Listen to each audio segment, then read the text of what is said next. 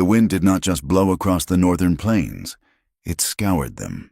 It was a late-season gale, carrying the bitter promise of winter and grit that tasted of pulverized stone. To the man stumbling through the stand of cottonwoods, the wind felt like a personal enemy, a physical weight trying to shove him into the freezing mud of the riverbank. His name was Elias Thorne, though he had not spoken it aloud in weeks. Elias gripped his side, his fingers stiff and clumsy inside his leather glove. The blood had soaked through his coat hours ago, warm and sticky at first, now cold and stiffening against his ribs. The bullet had caught him just below the rib cage, a parting gift from a dispute over a card table in a muddy settlement 3 days' ride south. Or perhaps it was from the posse that had mistaken him for a horse thief near the territory line. His memory was fracturing, peeling away like old paint under the heat of the fever burning behind his eyes. He had lost his horse miles back. The roan had stepped into a gopher hole and snapped a leg, forcing Elias to do the only merciful thing left. Since then, he had walked. He had walked until the horizon began to tilt and sway. The river was a gray scar cutting through the dying grass. Elias aimed for the water, thinking of drinking, but his knees betrayed him. He pitched forward, catching himself on a rotting log before sliding down into the dirt. The impact jarred his wound, sending a spike of white-hot agony up his spine that nearly made him vomit. He lay there, cheek pressed against the frozen earth, breathing in shallow, ragged gasps. The smell of decay, wet leaves and stagnant water filled his nose. Above him, the sky was a bruising purple, the sun sinking rapidly behind the jagged line of the distant hills. He forced his eyes open one last time. On the ridge above the river, silhouetted against the dying light, sat a row of shapes. They were motionless, carved from the same darkness that was creeping over the land. Riders. He counted 3, maybe 4. They were not wearing the slouch hats of the cavalry or the wide brims of cattlemen. They sat their horses with a fluid, natural stillness that belonged to this land long before fences scarred it. Elias tried to reach for the navy colt at his hip, but his arm felt like it was filled with lead. The darkness rushed in from the edges of his vision, narrowing the world down to a single pinpoint of gray light. They are watching, he thought. And then the darkness took him completely. The heat was the first thing to return. It was not the fever heat that had roasted him from the inside out, but a dry, smoky warmth that smelled of sage, burning pine, and cured leather. Elias drifted in the space between sleep and waking. The pain in his side had dulled to a heavy, throbbing ache, rhythmically pounding in time with his heartbeat. He felt something soft beneath him, furs, deep and thick. He was not on the riverbank anymore. He opened his eyes. Above him, lodge poles converged toward a smoke hole where a patch of gray sky was visible. The light inside was dim, filtered through the thick hide walls of the lodge. A fire burned low in the center pit, casting dancing shadows against the painted liners. He tried to shift his weight and hissed through his teeth as the wound protested. "Stay still." The voice was soft, but it carried an edge of command that cut through the haze. Elias froze. He turned his head slowly, fighting the stiffness in his neck. He was not alone in the bedding. Lying next to him, close enough that he could feel the radiant heat of her body through the buffalo robes, was a young woman. She was propped up on one elbow, watching him with eyes that were dark, intelligent, and entirely unamused. Her hair was 2 thick braids that fell over her shoulders, dark as a raven's wing against the pale deerskin of her dress. Elias blinked, his mind struggling to catch up. He looked down. He was under the same heavy robe as she was. His coat and boots were gone. He was stripped to his trousers and undershirt, bandages wrapped tightly around his midsection. He scrambled backward, the instinct to retreat overriding the pain, but there was nowhere to go. The lodge wall was at his back. "Easy," the woman said. Her English was clipped, precise, the vowels flattened in the way of someone who had learned the language from a strict teacher. "If you tear those stitches, I will not sew them again." "Who are you?" Elias rasped. His throat felt like he had swallowed a handful of sand. "Where am I?" "You're in the lodge of Chief Standing Elk," she said, her voice dropping to a whisper. I am Winona, and you are the man who decided to die on our riverbank." Elias stared at her. The chief's lodge. And he was in her bed. The implication hit him with the force of a physical blow. He looked at the lodge flap, then back at her. "Why am I here?" he asked, gesturing to the furs covering them both. "Like this?" "Because you were freezing," she said simply. Her face remained impassive, but there was a tightness around her mouth. "And because my father's warriors found you, to them, you are a trespasser, a spy, a threat. Outside the lodge." A murmur of voices began to rise. It started as a low rumble, like distant thunder, but quickly grew into a chaotic chorus of shouts and the heavy thud of footsteps. The camp was waking up, or perhaps it had never slept. Winona tensed. She sat up straighter, pulling the robe up to her chin, her gaze darting to the entrance. "Listen to me," she said, leaning in close. Her scent, wood smoke and sweetgrass, filled his head. "The men outside are angry. They have been tracking the soldiers who burned the winter grazing lands to the east. When they found you, half of them wanted to leave you for the wolves. The other half wanted to bring you here to answer for the soldiers." "I am not a soldier," Elias said. "The denial automatic. It does not matter what you say." She cut him off. "It matters what they see. And what they see is a white man in the lodge of the chief's daughter." Elias felt the blood drain from his face. He understood enough of the customs of the plains to know that hospitality was sacred, but boundaries were lethal. "They brought me here?" Elias asked. "I brought you here," she corrected him. "I told them you were known to me. It was the only way to stop Iron Dog from putting a lance through your chest on the riverbank." She looked at him, her dark eyes searching his face, looking for something worth saving. "But now it is morning," she said, her voice grim. "And the morning decides everything. Stay quiet. Do not speak unless I tell you. Do not fight. You cannot win." Before Elias could ask what she meant, the voices outside reached a crescendo. The heavy flap of the lodge was thrown back, letting in a blast of freezing air and the harsh light of dawn. Rough hands grabbed Elias by the arms. He didn't have the strength to resist. He was hauled up from the warmth of the robes, his boots thrown at his feet, and then he was dragged out into the cold. The transition was blinding. Elias stumbled, his bare feet numb on the frost-hardened ground. He blinked against the pale, watery sunlight, trying to find his balance. When his vision cleared, he stopped breathing. They were waiting. In a wide, terrifying half-circle around the entrance of the lodge, men stood with rifles and lances in hand. They were not a disorganized mob. They were a wall, Elias's military mind. A part of him he tried to drown in whiskey, automatically counted them. He scanned the rows, the depth of the formation. There were hundreds. 321 warriors. If the density of the line held true, they stood in absolute silence.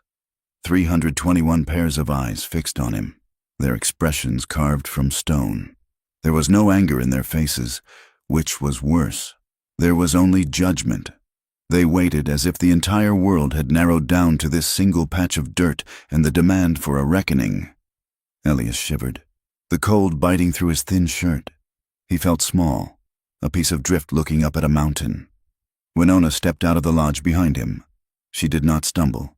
She walked with her chin high, wrapping a blanket around her shoulders with a regal, deliberate grace. She moved to stand between Elias and the wall of warriors. A man stepped forward from the center of the line. He was older, his hair streaked with gray, wearing a shirt of elk skin decorated with quill work.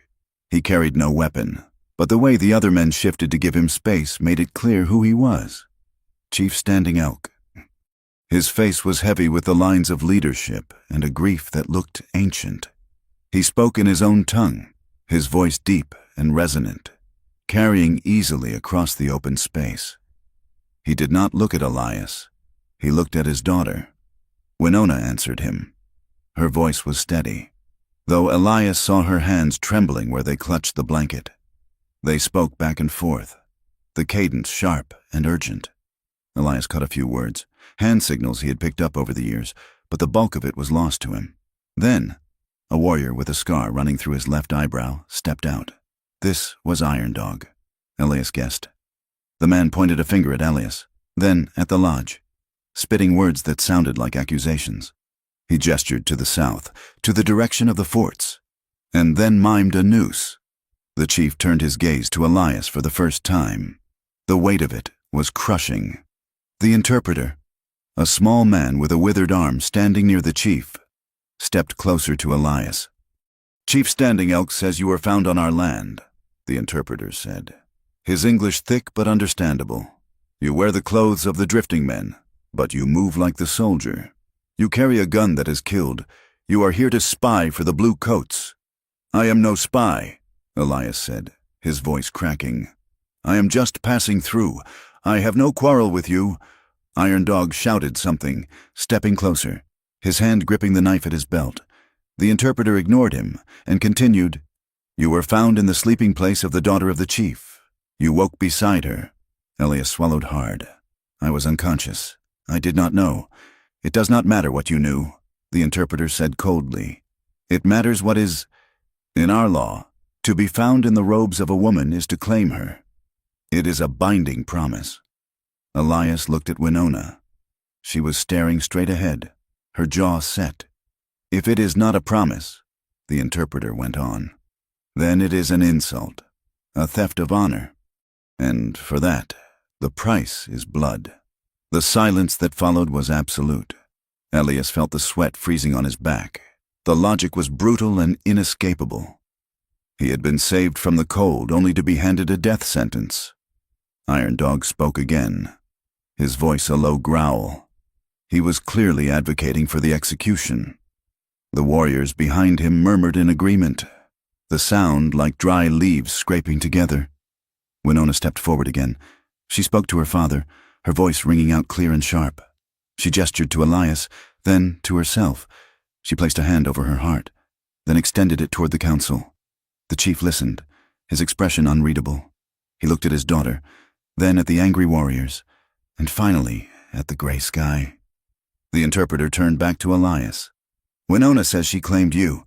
She says she brought you to her fire not as a prisoner, but as a choice." Elias's head snapped toward her. She refused to look at him. "She says," the interpreter continued, disbelief coloring his tone, "that she intends to honor the placement of the robes. She proposes a union, a wedding." The word hung in the frozen air. Elias stared at the woman standing a few feet away. She was saving his life, he realized. But the cost was insane. "I cannot," Elias whispered, leaning toward her. "You can't do this. Just tell them I'm a fool who got lost. Don't bind yourself to me. I'm a dead man walking anyway." Winona turned her head slightly, her eyes locking onto his. They were dark pools of desperation. "Do you want to die here, white man?" she hissed under her breath. "Do you want Iron Dog to take my father's place because he proved he could spill your blood? This is not about romance. This is about survival, mine as much as yours. But if you refuse," she said, her voice dropping to a terrifying calm, "they will kill you where you stand. And because I brought you in, I will bear the shame. My father's standing will break. The clan will fracture. Say yes, or you doom us both." Elias looked at the warriors. 321 men waiting for a sign. He looked at the chief, who watched him with a mixture of curiosity and pity. And he looked at Winona, who was holding her breath, her knuckles white. He had spent 5 years running from responsibility, running from the things he had done and the things he had failed to do. He was tired of running, and he could not let this woman pay the price for his bad luck. "I accept," Elias said loudly. The wind whipped the words away, but the interpreter heard. He nodded to the chief. The tension in the air shifted. It did not vanish, but it changed texture. The immediate threat of violence receded, replaced by a heavy, solemn weight. The ceremony began immediately. There was no changing of clothes, no feasting, no joy. It was a legal proceeding, a sealing of a contract witnessed by the morning sun and the armed men. The chief stepped forward and took a buffalo robe from a woman standing nearby. He draped it over Winona's shoulders. She stepped next to Elias, her face pale but composed. The interpreter instructed Elias to stand still. He tried, but the pain in his side was a gnawing rat. The world tilted gray at the edges. He swayed, his knees buckling. Before he could fall, a hand gripped his arm. It was Winona. Her grip was surprisingly strong, her fingers digging into his bicep. She pulled him upright, anchoring him against the wind. "Lean on me," she whispered, her lips barely moving. "Do not show them weakness." Elias gritted his teeth and forced his spine straight. He leaned into her, feeling the solid warmth of her presence. She did not pull away. Her hand remained on his arm, her thumb pressing rhythmically against his muscle. It was a touch that lingered longer than duty required, a silent transfer of strength.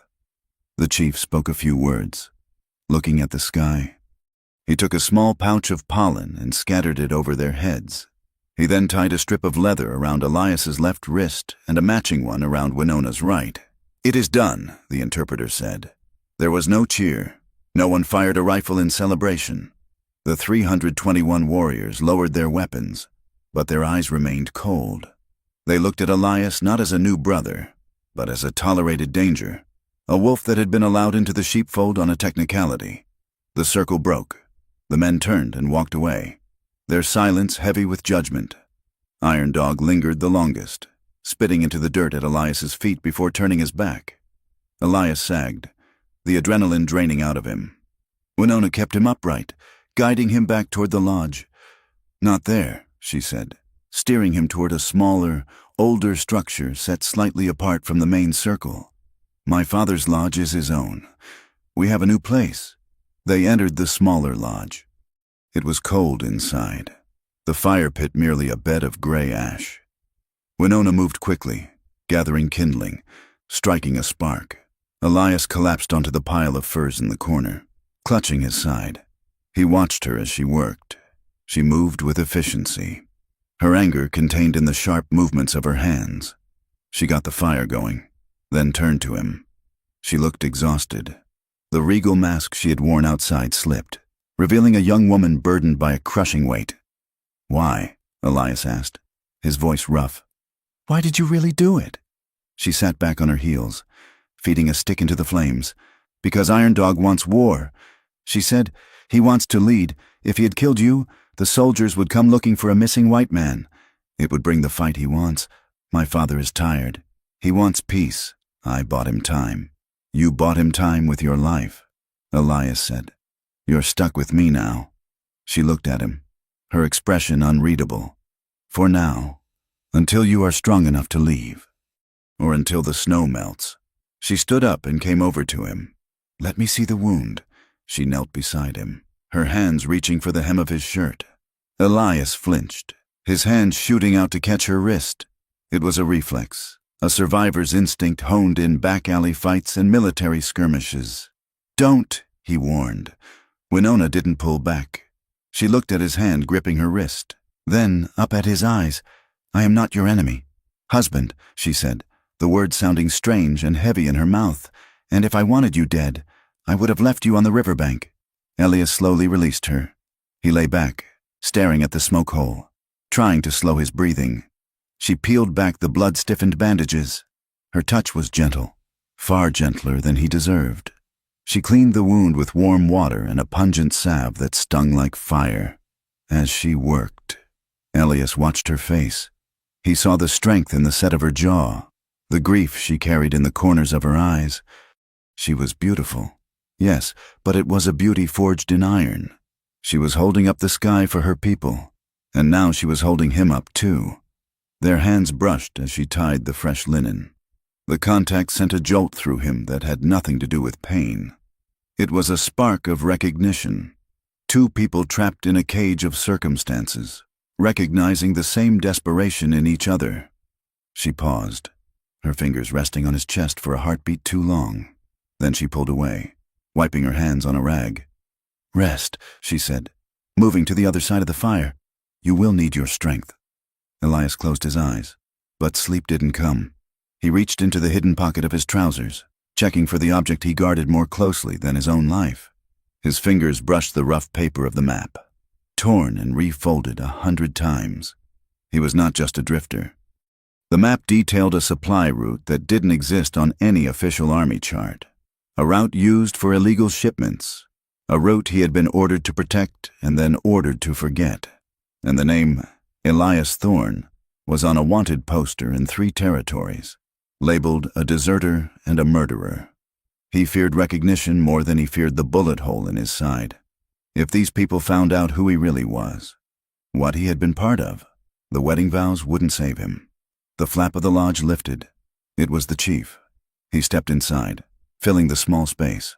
He looked at Winona, who bowed her head respectfully, and then he looked at Elias. The interpreter was not with him.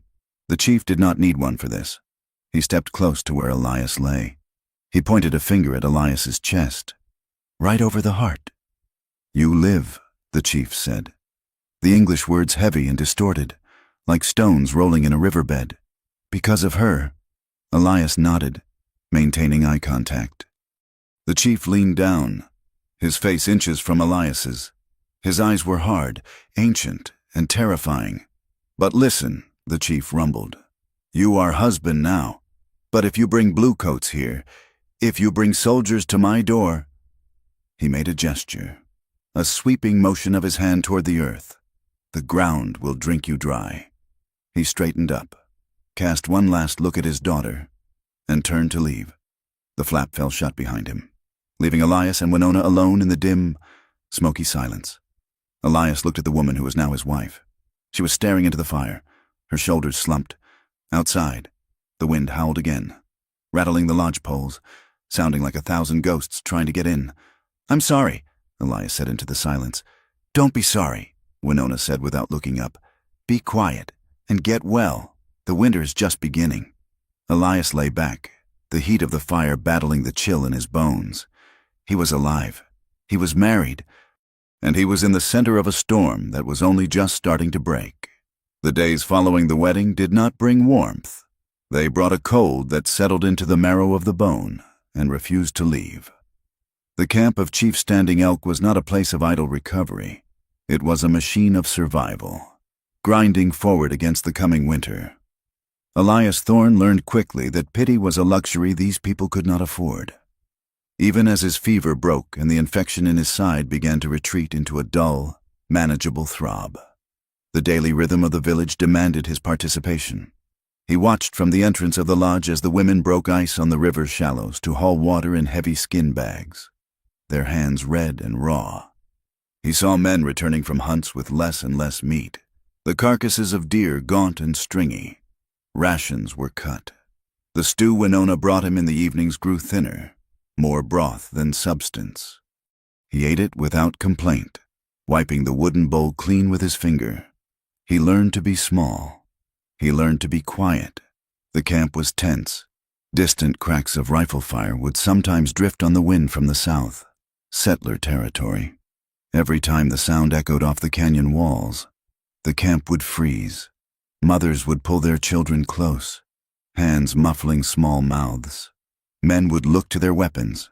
Elias would feel the old, familiar tightening in his gut, the reflex of a soldier waiting for the order to advance or retreat.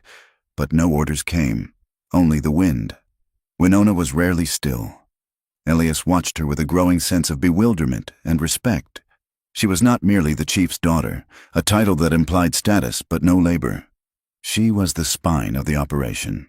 He saw her sitting with the elders, translating the rapid, hand-signed stories of a visiting scout into clear, precise speech for her father.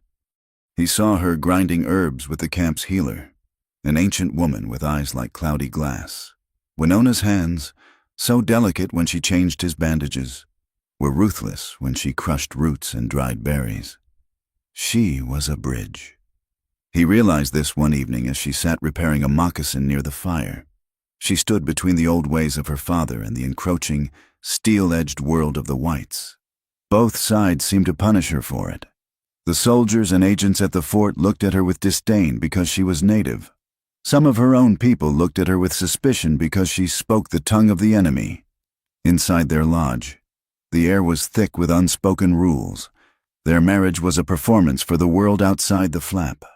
When they stepped out to gather wood or attend a council fire, she would walk a half-step behind him, or he would stand close to her, mimicking the posture of a protective husband. But the moment the flap dropped, sealing them in the smoky twilight of their private space. The dynamic shifted instantly. Winona was the captain here. "You sit there," she had told him on the second night, pointing to the south side of the fire. "I sit here. We do not cross." It was a boundary line drawn in the dirt floor. "I am not your wife in the dark," she said, her voice devoid of cruelty but firm as iron. "I am your shield. Do not mistake the two." Elias struggled with the charity.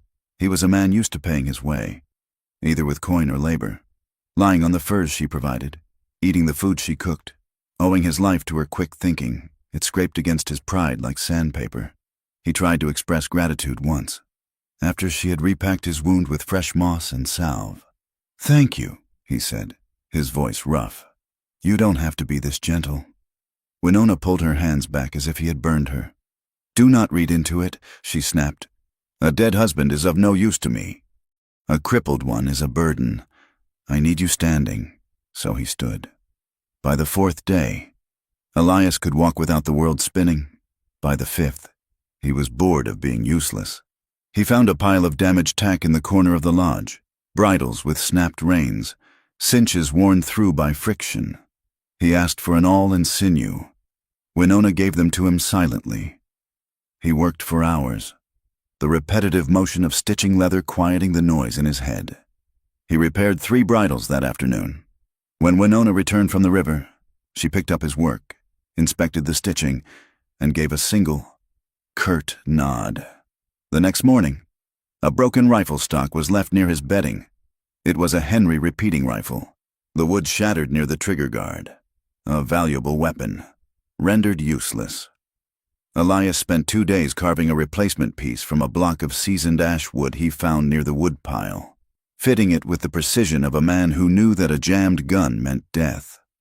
He was sitting outside the lodge, sanding the wood smooth with a rough stone, when a shadow fell over him. He looked up. Iron Dog stood there. The warrior was immense, his chest broad and powerful under a heavy buffalo coat. He did not speak. He just watched. His eyes moved from Elias's face to the rifle in his hands, then to the lodge where Winona was working. The resentment radiating off the man was palpable. It wasn't the hot, explosive anger of a drunkard. It was the cold, patient hatred of a predator. Elias knew. Through the camp gossip Winona filtered to him, that Iron Dog had been the one expected to marry the chief's daughter. He was a celebrated hunter, a warrior with many coups to his name. To be displaced by a wounded, white drifter was an insult that likely burned in his gut every time he saw Elias breathe. Elias stopped sanding. He held the rifle loosely, not pointing it, but not surrendering it either. He met Iron Dog's stare. Iron Dog spat on the ground, a wet, heavy sound, and walked away. Elias let out a breath he didn't know he was holding. That evening, the tension inside the lodge felt different. It wasn't hostile, but it was charged. The wind was howling outside, battering the leather walls, making the fire dance wildly. Winona made tea from bitter roots. She poured 2 cups and handed one to him. Their fingers brushed. It was a mistake, a miscalculation of distance in the dim light. The contact lasted only a second, but Elias felt the jolt of it all the way to his toes. She did not pull away immediately. She looked at his hand, scarred, calloused, stained with gun oil, then up at his face. "You fixed the rifle," she said. "It shoots true now," Elias replied. "I checked the action. Iron Dog will not thank you for it," she said, blowing on her tea. "It was his brother's gun. I didn't do it for him." She looked at him over the rim of the cup. "Why then?" "Because I eat your food," Elias said. "And I don't like owing debts I can't pay." Winona lowered the cup. Her eyes softened. Just a fraction. It was the first time the guard had slipped since the wedding. "You pay your debts." "Elias," she said quietly, "you are not a lazy man." That is unexpected. It was a crumb of praise. But Elias hoarded it. As the weeks pushed toward the heart of winter, the camp moved into a rhythm of endurance. They dug storage pits into the frozen earth to hide dried meat and corn, insurance against the lean months. Elias helped dig, ignoring the protest of his healing side. The physical labor grounded him. It stopped him from thinking about the map in his pocket or the face of the commander he had left behind. But the past had a way of leaking out. One morning, a cooking pot clattered loudly against a rock near the fire. Elias was awake and halfway to a crouch before his eyes were fully open, his hand grasping for a pistol that wasn't there. His breathing was jagged, his eyes scanning the ridgeline for muzzle flashes. Winona was watching him from her side of the fire. She hadn't flinched. "You move like a soldier," she observed. Her voice flat. Elias forced his muscles to relax. He sat back, running a hand through his hair. "I told you, I've done a lot of things. Drifters sleep heavy," she said.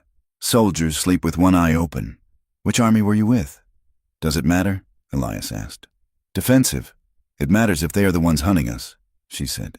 "They aren't hunting you," Elias lied. "Not for me." Winona didn't press, but the look she gave him said she knew a lie when she heard one. The truth of the tribe's situation began to clarify for Elias, pieced together from Winona's angry whispers and the heated debates in the council circle. The enemy wasn't just the cold. It was a man named Silas Vane, the Indian agent at the nearest reservation post, and his partner, a trader named McCrae. Winona explained it to him one night when the anger was too much to keep inside. "They count us like cattle," she said, pacing the small space of the lodge.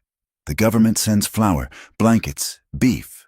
Vane takes half and sells it to the miners. He gives us the moldy flour, the beef that is sick, and when the young men get angry and steal a cow to feed their families. McCrae reports it as a raid. They're manufacturing a war," Elias said, "the strategy familiar and sickening." "Yes," she hissed. "If we are hostile, the army comes. If the army comes, the tribe is moved or killed, and Vane gets the land for grazing leases." The injustice of it burned in her voice. Elias watched her, seeing the firelight catch the sharp angles of her face. She was fierce, terrifyingly so. "And now," she continued, stopping her pacing to look at him, "the scouts say the town of Silver Creek is calling for protection. They say there are rumors. Rumors? About a wild woman," she said, her lip curling. "And her stolen white husband. They say I bewitched you, that you are a captive, tortured into submission." Elias let out a dry, humorless laugh. "If only they knew you were the one torturing me with this broth." Winona didn't smile, but the tension in her shoulders dropped an inch. "Why do you speak their language so well?" Elias asked, seizing the moment of quiet. "It's not just trading talk. You speak it like a schoolgirl." She finished. She sat down, pulling her knees to her chest. She stared into the fire, her expression distant. "I was 12, she said. The missionaries came. They told my father that if he wanted to save his people, his children had to learn the white man's paper. So he sent me." Elias waited. He knew this story. He had seen the schools. "They cut my hair," she said, touching the thick braid on her shoulder. "They took my clothes. If I spoke my own tongue, they put soap in my mouth. If I prayed to the 4 directions, they hit my hands with a ruler until they bled." She held out her hands. In the firelight, Elias could see faint, silvery scars across her knuckles. "I stayed for 3 years. She said, I learned their Bible. I learned their arithmetic. I learned that they hate us not for what we do, but for what we are." She looked at him, her eyes hard and dry. "I came back. I washed the soap from my mouth, but I kept the words. I sharpened them. Now I use them against them." Elias felt a profound ache in his chest. He reached out, not touching her, but letting his hand rest on the fur between them. "I am sorry," he said. "Do not be sorry." She repeated her mantra. "It made me useful." The intimacy between them grew not from romance, but from the shared weight of survival. It was in the way she would check his temperature with the back of her hand, her touch cool and efficient. It was in the way he would wake before dawn to stoke the fire so she wouldn't wake up to the cold. But the line between gratitude and desire was thinning. A blizzard struck the camp 2 weeks later. It was a white wall of fury that buried the lodges halfway to the smoke holes. The wind sounded like a freight train screaming through the canyon. The lodge poles creaked and groaned, bending under the pressure. They couldn't leave the lodge. For 2 days, they were sealed in together. On the second night, the storm reached a fever pitch. A massive gust slammed into the lodge, shaking the ground. Winona gasped, sitting up straight in the darkness. Elias was beside her in an instant. He didn't think. He just moved. He grabbed her arm, steadying her. "It's holding," he said, his voice close to her ear. "The poles are deep. It's holding. I hate the wind," she whispered, a rare admission of fear. "It sounds like the spirits of the dead." "I'm here," Elias said. "I'm right here." He didn't let go of her arm. In the dark, the boundaries they had drawn seemed to dissolve. "I can't sleep," he confessed, the words tumbling out. "Not when the wind is like this. I can't sleep unless I know you are safe." Winona turned toward him. He couldn't see her face, but he could feel her breath on his cheek. She took his hand, the hand that had killed men, the hand that had deserted a post, and she placed it flat against her chest. He felt the strong, steady thrum of her heart through the soft deerskin of her dress. "I am safe," she said. "Feel it. It does not waver." His hand rested there, over her life force. It was an intimacy more profound than nakedness. He felt the heat of her skin, the rhythm of her blood. "Elias," she breathed. He leaned in. It wasn't a conscious decision. It was magnetism. Suddenly, the lodge flap shook violently. Not the wind, a hand. Someone was outside. Elias jerked back, snatching his hand away. Winona stiffened, smoothing her dress. "Winona!" A voice called out. It was an elder woman's voice, harsh against the wind. "Are the skins holding?" Winona cleared her throat. "Yes," she shouted back. "We are secure." The footsteps crunched away. The moment was shattered, but the air in the lodge remained electric. They sat in the dark, breathing hard, the ghost of his hand still burning on her chest. "We should sleep," Winona said, her voice trembling slightly. "Yes," Elias said. "Sleep." Neither of them slept. The next day, the sun broke through, blindingly bright on the new snow. The camp emerged, digging out. The dynamic had shifted again. The husband and wife act was becoming harder to distinguish from reality. That afternoon, a group of women came to the lodge with food, a gift of dried plums and pemmican. It was a test. They wanted to see the couple. They wanted to see if the marriage was taking root. Elias and Winona sat side by side. He kept his arm touching hers. When she spoke to the women, she leaned into him slightly. One of the women made a joke, something bawdy about the long stormy nights. Winona laughed, a genuine sound that surprised Elias. He looked at her. Her cheeks were flushed from the cold and the laughter. She looked vibrant. Without thinking, he reached up and brushed a stray hair from her forehead. The women went silent, watching. Winona looked at him. Her eyes were wide. He leaned forward and kissed her. It was meant to be a performance, a seal on the lie they were living. But the moment his lips touched hers, the lie evaporated. Her lips were chapped but soft. She hesitated for a fraction of a second, then pressed back. It wasn't a passionate, sweeping kiss. It was hesitant, hungry, and frighteningly tender. It tasted of wood smoke and dried plums. For 3 seconds, the rest of the room disappeared. Then Winona pulled back. Her eyes were dark and unreadable. She cleared her throat and turned back to the women, her composure fighting to return. The women giggled and nodded, satisfied. They left soon after. When they were alone, the silence was deafening. "That was necessary," Winona said, not looking at him. "To convince them." "Yes," Elias said, his voice tight. "Necessary." But they both knew it was more than that. They had crossed a line, and there was no way to uncross it. From that day on, he stopped calling her the girl or hey in his mind. He practiced her name, Winona. He said it when they walked to the river. He said it when he handed her the repaired tools. "It's Winona," she corrected him gently one day. The O is rounder. "Winona," he repeated, shaping his mouth around the syllables. She smiled. Better. It was a small rebellion. The soldiers called her squaw. The settlers called her savage. Elias called her by her name, giving her the dignity the world tried to strip away.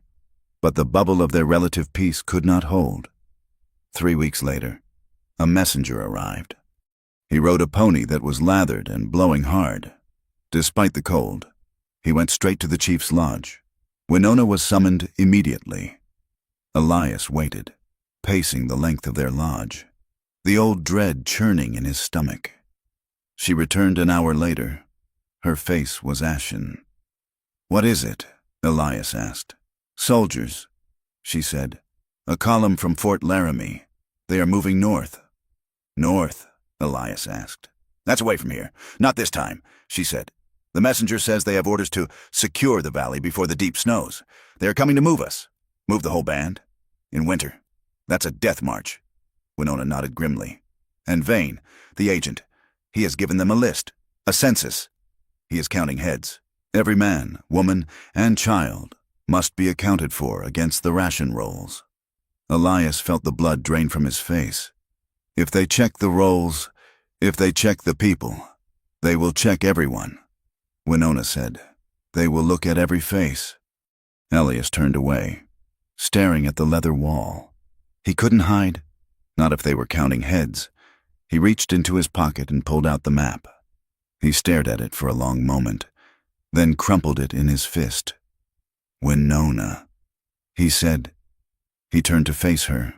She was watching him, fear warring with resolve in her eyes. "You need to know something," he said. "You need to know who you really married." "I know who you are," she said. "You are Elias." "No," he said. "My name is Elias Thorne, Sergeant Elias Thorne of the 3rd Cavalry." The room went deadly silent. Winona took a step back. Her hand went to her mouth. "Thorne?" she whispered. "I deserted 3 months ago," he said, the words coming out fast now. "After the massacre at Sand Creek, I couldn't do it anymore. But I took something with me. This map. It proves Vane is stealing the supplies. It proves the commander is taking a cut." Winona stared at him, horror dawning in her eyes. "Thorne," she repeated, her voice trembling. "What?" Elias asked. "I was at the trading post before the snows." She said, "I saw a paper, a notice nailed to the door." Elias closed his eyes. He knew what was coming. "Wanted," she recited, her memory perfect and cruel, "for desertion, theft of military property, and murder of a superior officer. Elias Thorne, $500 reward, dead or alive." She looked at him, and for the first time, Elias saw genuine terror in her eyes. "Not for herself, for him. If the soldiers come," she whispered, "they aren't just coming to move the tribe. They are coming for you." Elias looked at his wife. The trap had snapped shut. "Then we can't let them find me here," he said, "because if they find me with you, they will kill us all," she finished. The wind that tore through the high plains did not merely signal the coming of winter. It announced a siege. The tribe of Chief Standing Elk had moved 3 days prior, retreating from the exposed river basin to a sheltered valley known as the Deep Creek, where the canyon walls rose high enough to break the gale. But even here, the cold was a living thing. It seeped through the thickest buffalo robes, froze the water in the skin bags before it could be poured, and turned the breath of the horses into clouds of shattered glass. Elias Thorne felt the cold in the metal of the rifle he carried, but mostly he felt it in the silence of the camp. Hunger had arrived before the snow. The game trails were empty, the deer having moved south or hidden deep in the timber. The rations in the camp were strictly measured: a handful of dried meat, a scoop of parched corn. Elias watched the children. They did not run or play between the lodges anymore. They sat close to the fires, conserving energy, their eyes large and dark in faces that were becoming too thin. He worked to keep the silence from eating him alive. He chopped wood until his hands blistered and callus grew over the blisters. He hauled water with the women, ignoring the sullen stares of the young warriors who believed such work was beneath a man, even a white one. Winona worked harder. She was the spine that kept the lodge upright. She moved with a desperate economy, wasting no motion. When she looked at him across the fire in the evenings, her face was gaunt, the sharp angles of her cheekbones casting shadows in the flickering light. "We have enough for 2 weeks," she told him one night, scraping the bottom of the cooking pot. "If the snow holds off." "And if it doesn't?" Elias asked. She did not answer. She handed him the bowl, containing the larger portion, as she always did. He tried to push it back, but she fixed him with a stare that brokered no argument. "Eat," she said. "I cannot haul you if you fall." The isolation of the valley was broken 4 days later by the arrival of a trader. He was a man named Gasket, a peddler who drove a mule-drawn wagon piled high with pots, blankets, and dubious tinctures. He was allowed into the camp not out of friendship, but because the tribe was desperate for ammunition and salt.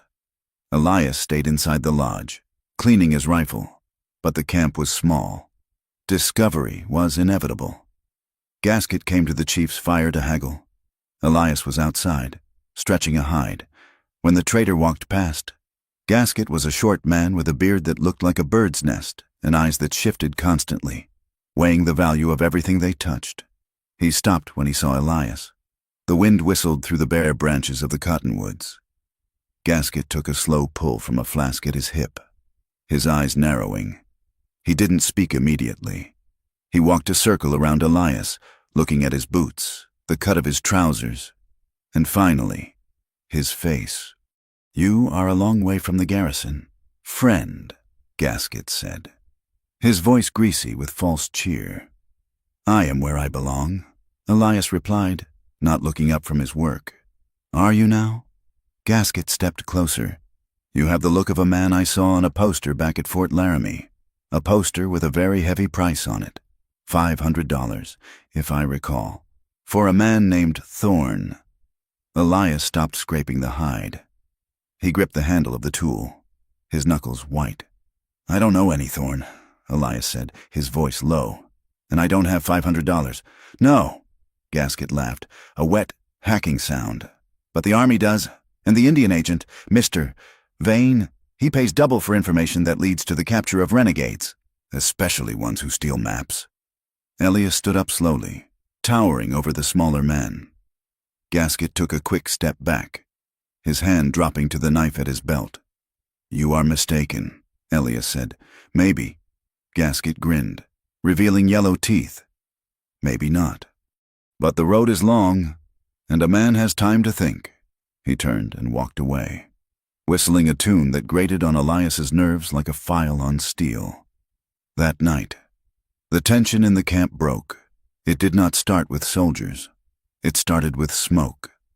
Just before dusk, a pillar of black smoke rose from the south, staining the purple sky.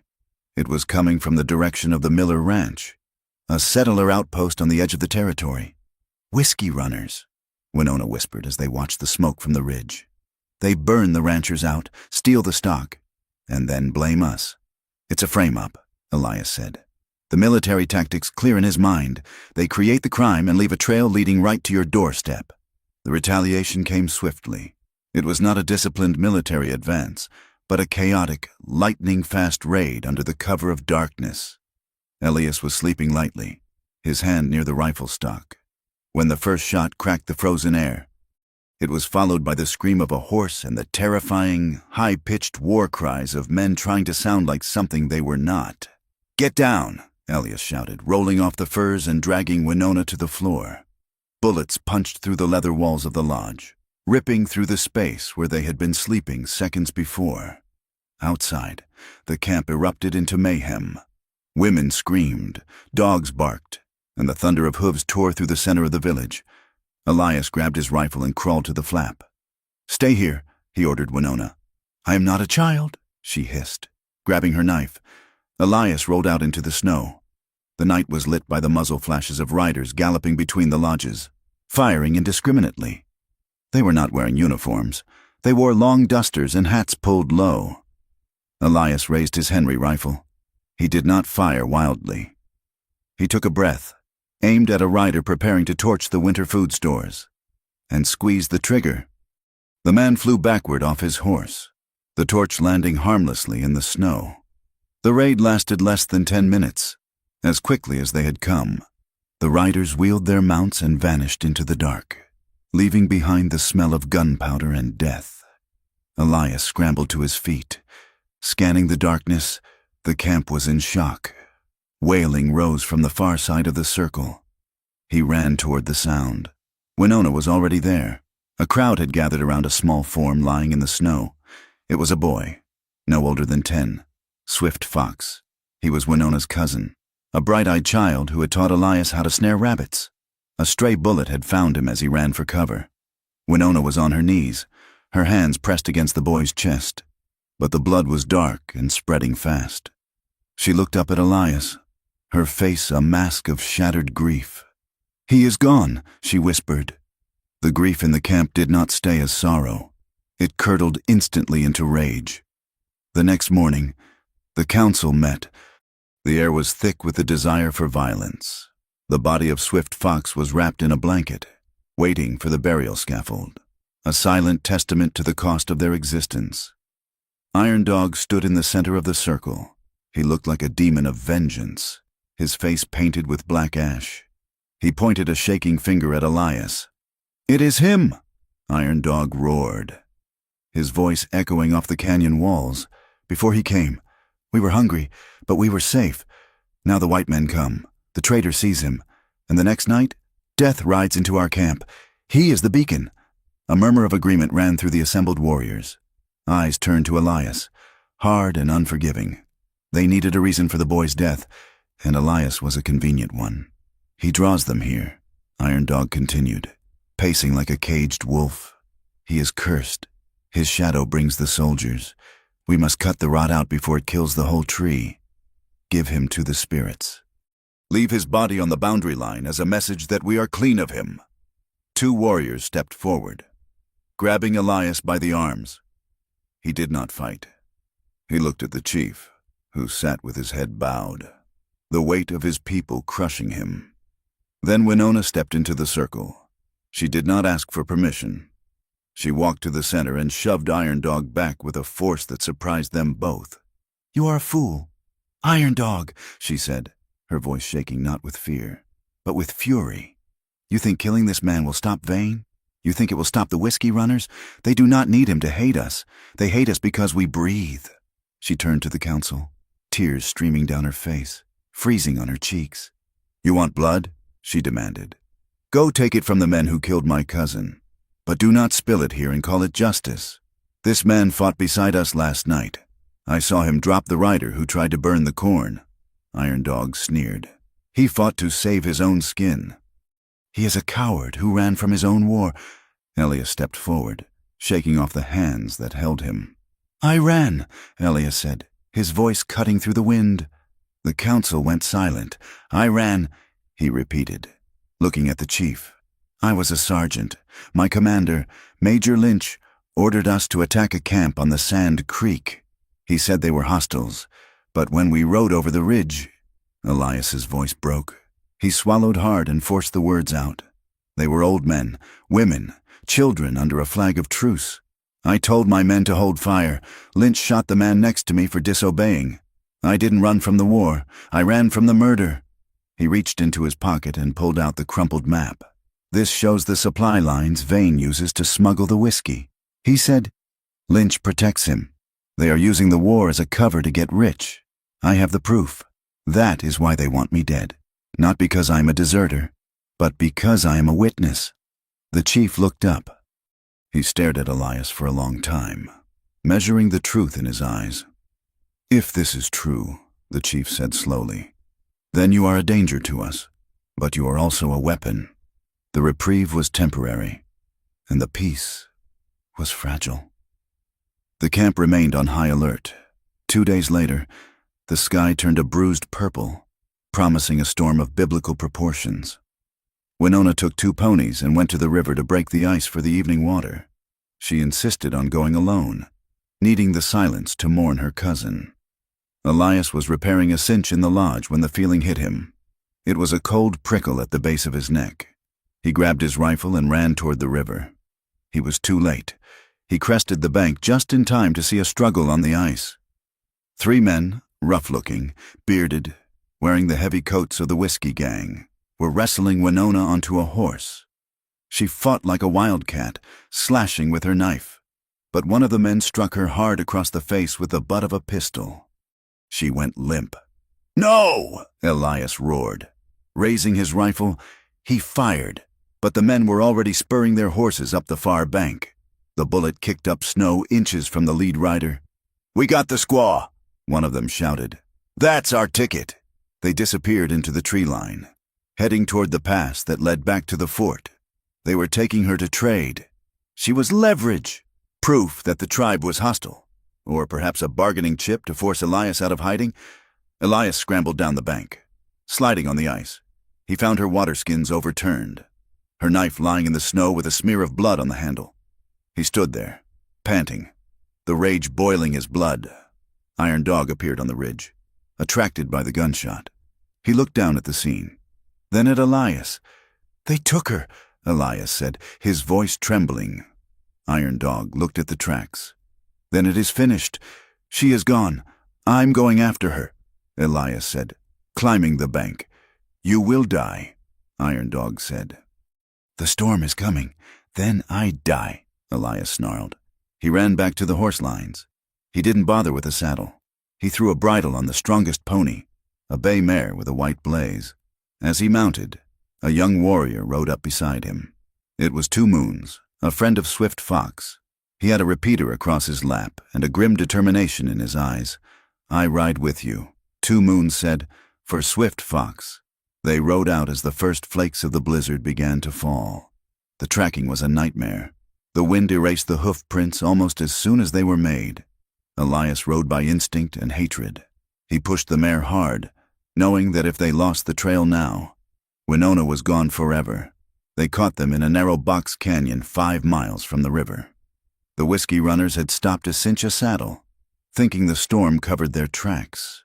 There were 4 of them. Elias didn't wait for a plan. He signaled Two Moons to take the right flank, and he rode straight down the center. The firefight was brief, violent, and ugly. Elias shot the man guarding Winona. The man spun and fell into the snow. The other 3 returned fire. A bullet grazed Elias's thigh, tearing through the fabric but missing the bone. He leaped from his horse, hitting the ground rolling. He came up firing. He saw Two Moons take a hit to the shoulder but keep shooting. One of the runners charged Elias, a Bowie knife in his hand. Elias's rifle clicked empty. He swung the barrel, clubbing the man in the jaw with a sickening crunch. The man went down, but grabbed Elias's leg. They grappled in the snow, a desperate tangle of limbs and grunts. Elias felt the man's knife slice his forearm. The pain was distant. He found a rock in the snow, a jagged piece of shale, and brought it down on the man's temple. Once, twice. The man stopped moving. Elias scrambled up, gasping for air. Two Moons had the other 2 pinned down behind a boulder, but they were fleeing, scrambling up the shale slope to escape the madman who had just bludgeoned their partner.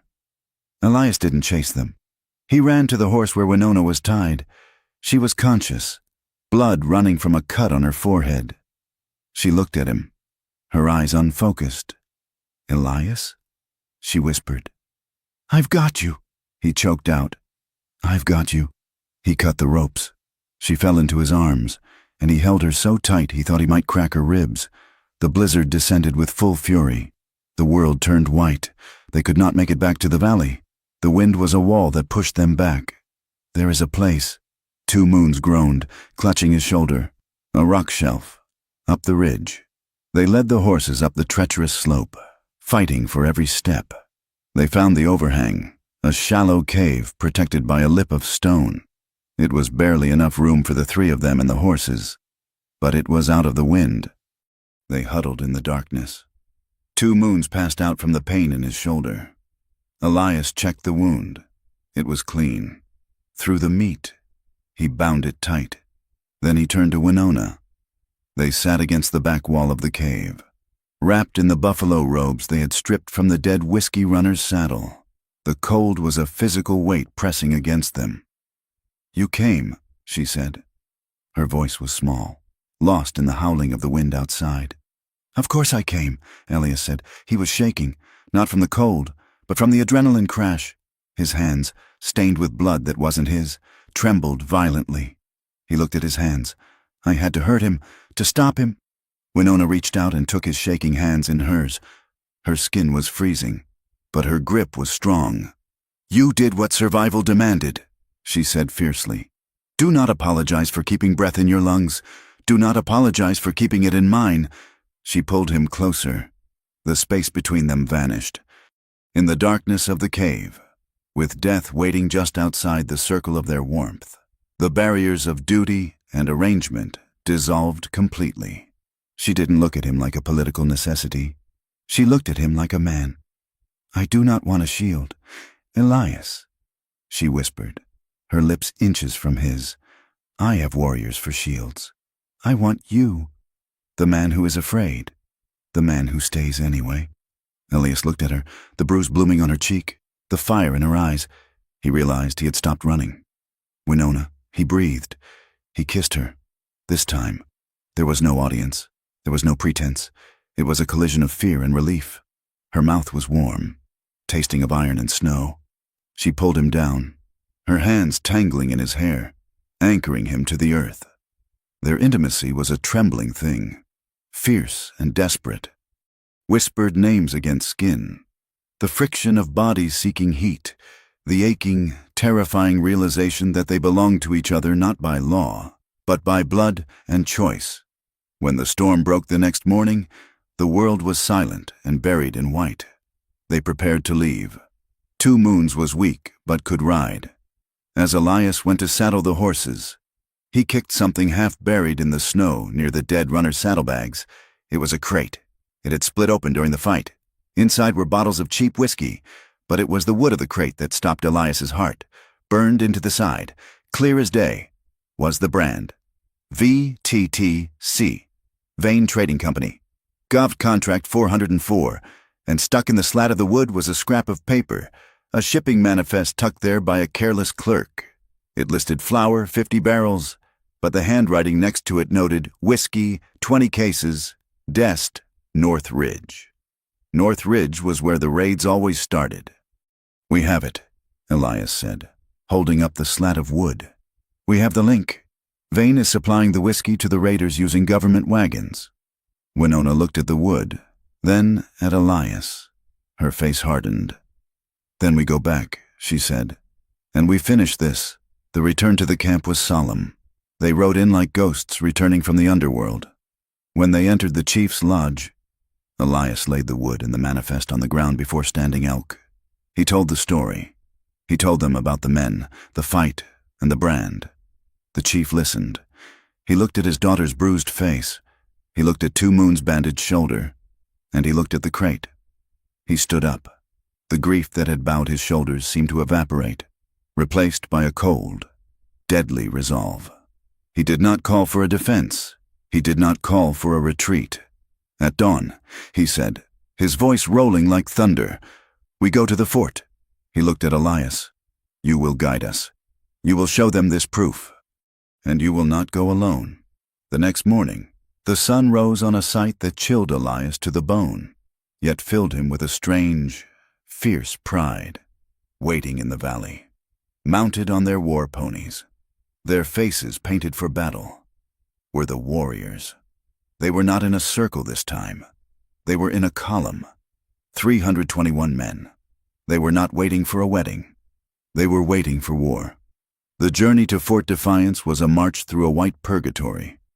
The column of 321 warriors moved with a silence that unnerved even the wolves trailing in their wake. There was no singing, no boasting, only the rhythmic crunch of frozen snow under the hooves of war ponies and the creak of leather stiffened by the frost. Elias Thorne rode near the front, flanked by Iron Dog and 2 Moons. The injury in his thigh burned with the cold, a constant dull reminder of the whiskey runners. But he kept his spine straight. He watched Winona. She rode a dun mare, wrapped in layers of buffalo hide, her face set in a mask of grim determination. Every mile they put behind them seemed to strip away a layer of her softness, replacing it with something harder, something brittle and sharp like obsidian. The land fought them. They crossed streams where the ice was deceptive, thick at the edges but rotting in the center. They spent long nights huddled in shallow ravines where the wind sounded like distant, rhythmic crying, a sound that made the horses stamp and roll their eyes.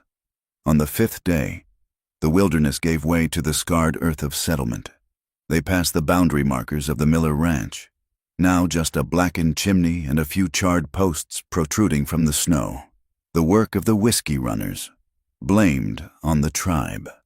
As the column moved onto the main road leading to the town of Crossing, the reception changed from the indifference of nature to the hostility of man.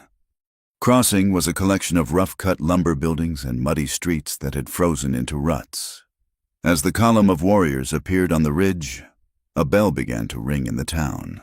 A frantic, clanging alarm. They did not ride through the town.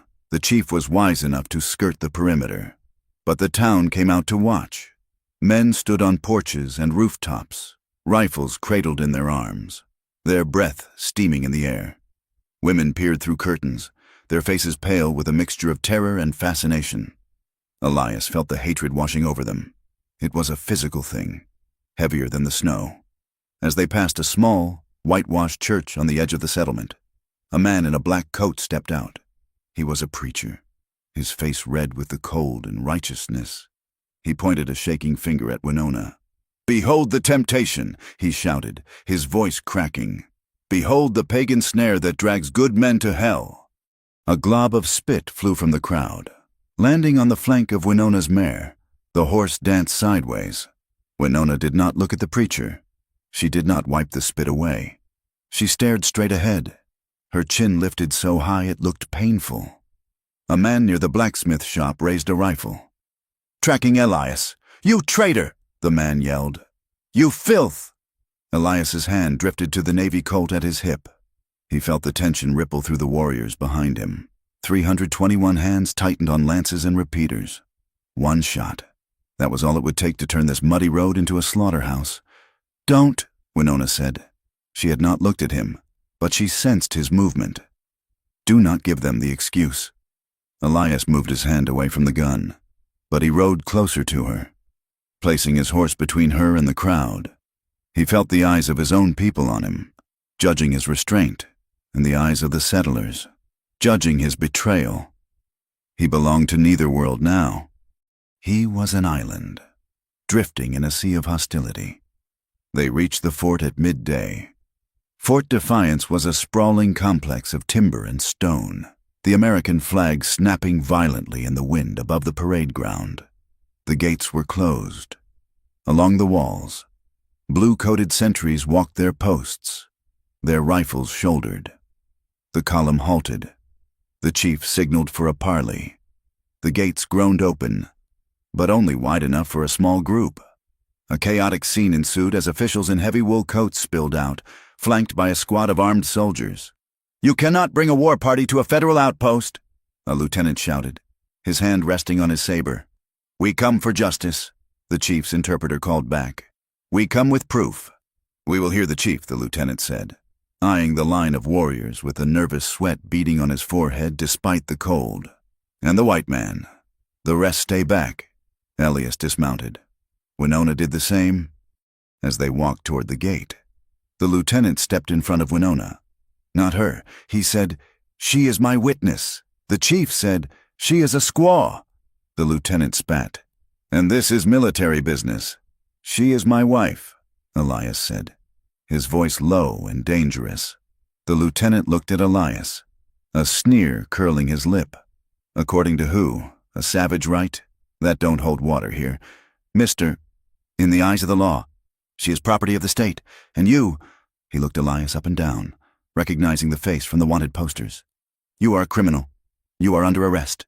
Before Elias could react, soldiers surged forward. They didn't grab him. They grabbed Winona.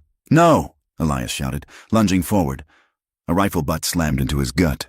He doubled over, gasping.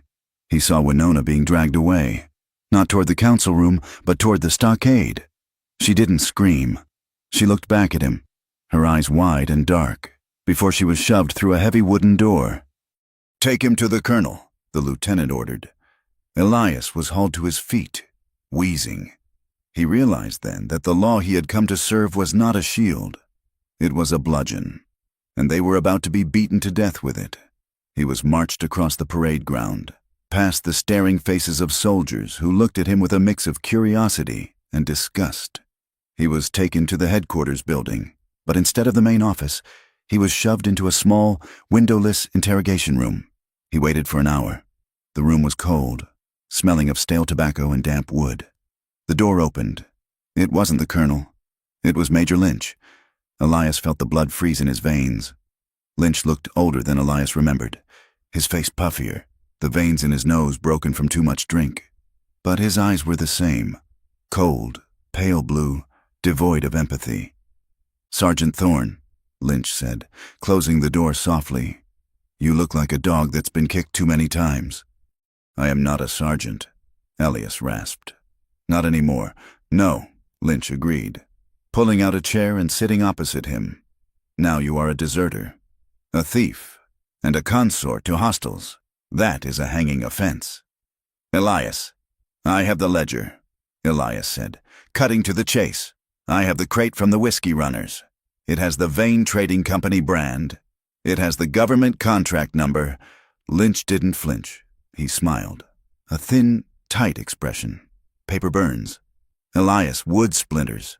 Do you really think a few scraps of trash will outweigh the word of a decorated officer and a government agent?" "It will if I take it to a judge," Elias said. "It will if I take it to the newspapers in St. Louis." Lynch leaned forward. "You will never see St. Louis. You will never leave this fort. Unless—" He let the word hang in the air. "Unless what?" "Unless you help us." Lynch said, "We know the tribe uses the high passes to move between the summer and winter grounds. We know they have caches of weapons hidden in the caves. You give us the locations. You sign a statement saying the raid on the ranch was ordered by Standing Elk. You want me to lie?" Elias said. "I want you to be practical," Lynch corrected. "You do this, and the desertion charge disappears. You get a pardon. You walk out of here a free man." "And Winona?" Elias asked. "She goes to the reservation," Lynch said, waving a hand dismissively. "Where she belongs, she will be cared for." "Cared for like the people at Sand Creek?" Elias asked, his voice shaking with suppressed rage. "Cared for like the children starving in the valley?" Lynch's face hardened. He stood up, knocking the chair back. "You have a lot of morals for a man with a noose around his neck. Think about it. Thorne. You have until the hearing tomorrow morning." He turned to the door. "Oh, and Elias, if you refuse, I won't just hang you. I will make sure the girl is educated on the proper place of her kind before we send her away." The door slammed shut, leaving Elias in the dark. Elias was moved to a holding cell in the guardhouse. It was a cage of iron bars in the center of a larger room. He sat on the cot, his head in his hands. The threat against Winona made his stomach churn with acid. He knew Lynch. He knew the man was capable of anything. Late that night, the outer door opened. A soldier brought in a tray of food, hardtack and watery coffee, but the man didn't leave immediately.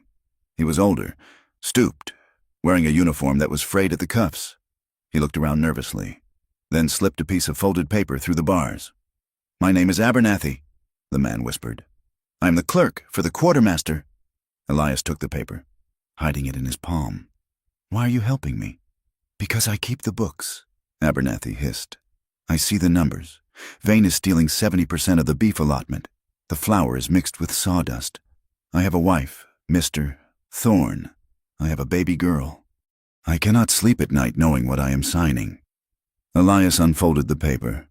It was a page torn from a private ledger. It listed payments from Vane to Major Lynch. "Protection fees," it was labeled. "This is it," Elias whispered. "This connects them. There is more." Abernathy said, "Doctor, Reed, the post-surgeon. He examined the beef Vane delivered last month. He wrote a report saying it was diseased, unfit for consumption. Lynch buried the report. The doctor is willing to speak." "Where is he?" "He will be at the hearing," Abernathy said, "but you must be careful. Lynch is desperate. He has sent riders to bring in more men. He plans to disarm the warriors tomorrow." Elias gripped the bars. "Where is Winona?" "She is in the women's holding block," Abernathy said. "Down the corridor, third door on the left. Can I see her?" Abernathy hesitated. "The guard on duty owes me money. I can give you 2 minutes. No more." The clerk disappeared. 10 minutes later, The heavy door at the end of the corridor creaked open. The guard, a young corporal with a bored expression, jerked his head. "Make it quick, prisoner." Elias was led down the hallway. He stopped at the third door. It was a solid oak door with a small, barred window at eye level. "Winona," he whispered. A face appeared at the window. She looked tired, her hair coming loose from its braids, a bruise darkening on her cheekbone, but her eyes were clear. "Elias." She breathed. "Are you hurt?" "No," he said, pressing his hand against the bars. "I'm fine. Listen to me. Lynch offered me a deal." "I know," she said. "They offered me one too. They said if I testify that you kidnapped me, that you forced me to lead you to the camp, they will let my father go. What did you tell them?" "I told them that I would cut out my own tongue before I spoke a lie for them." Elias rested his forehead against the cold wood of the door. The closeness was agonizing. He could smell the sage smoke that still clung to her dress, a scent of home in this place of stone and iron. "I'm scared." "Winona," he admitted, the words barely audible. "Not of dying. I'm scared of what they will do to you if I fail." Lynch threatened. He couldn't finish the sentence.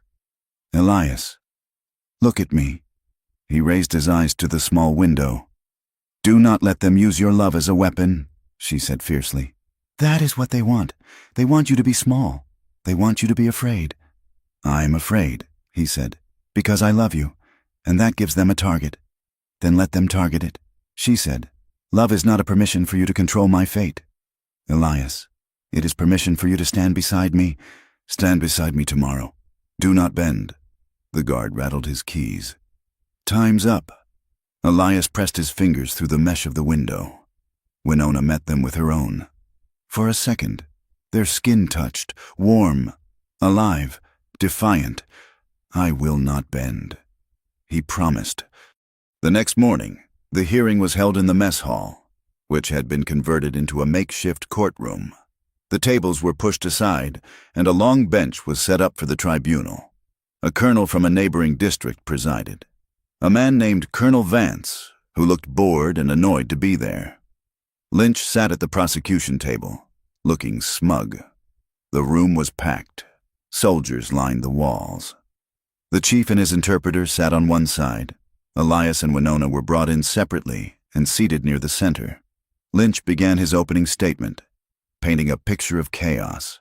He described the tribe as a band of marauders, led by a senile chief and his seductress daughter, aided by a traitorous deserter who had turned his back on his country for savage pleasures.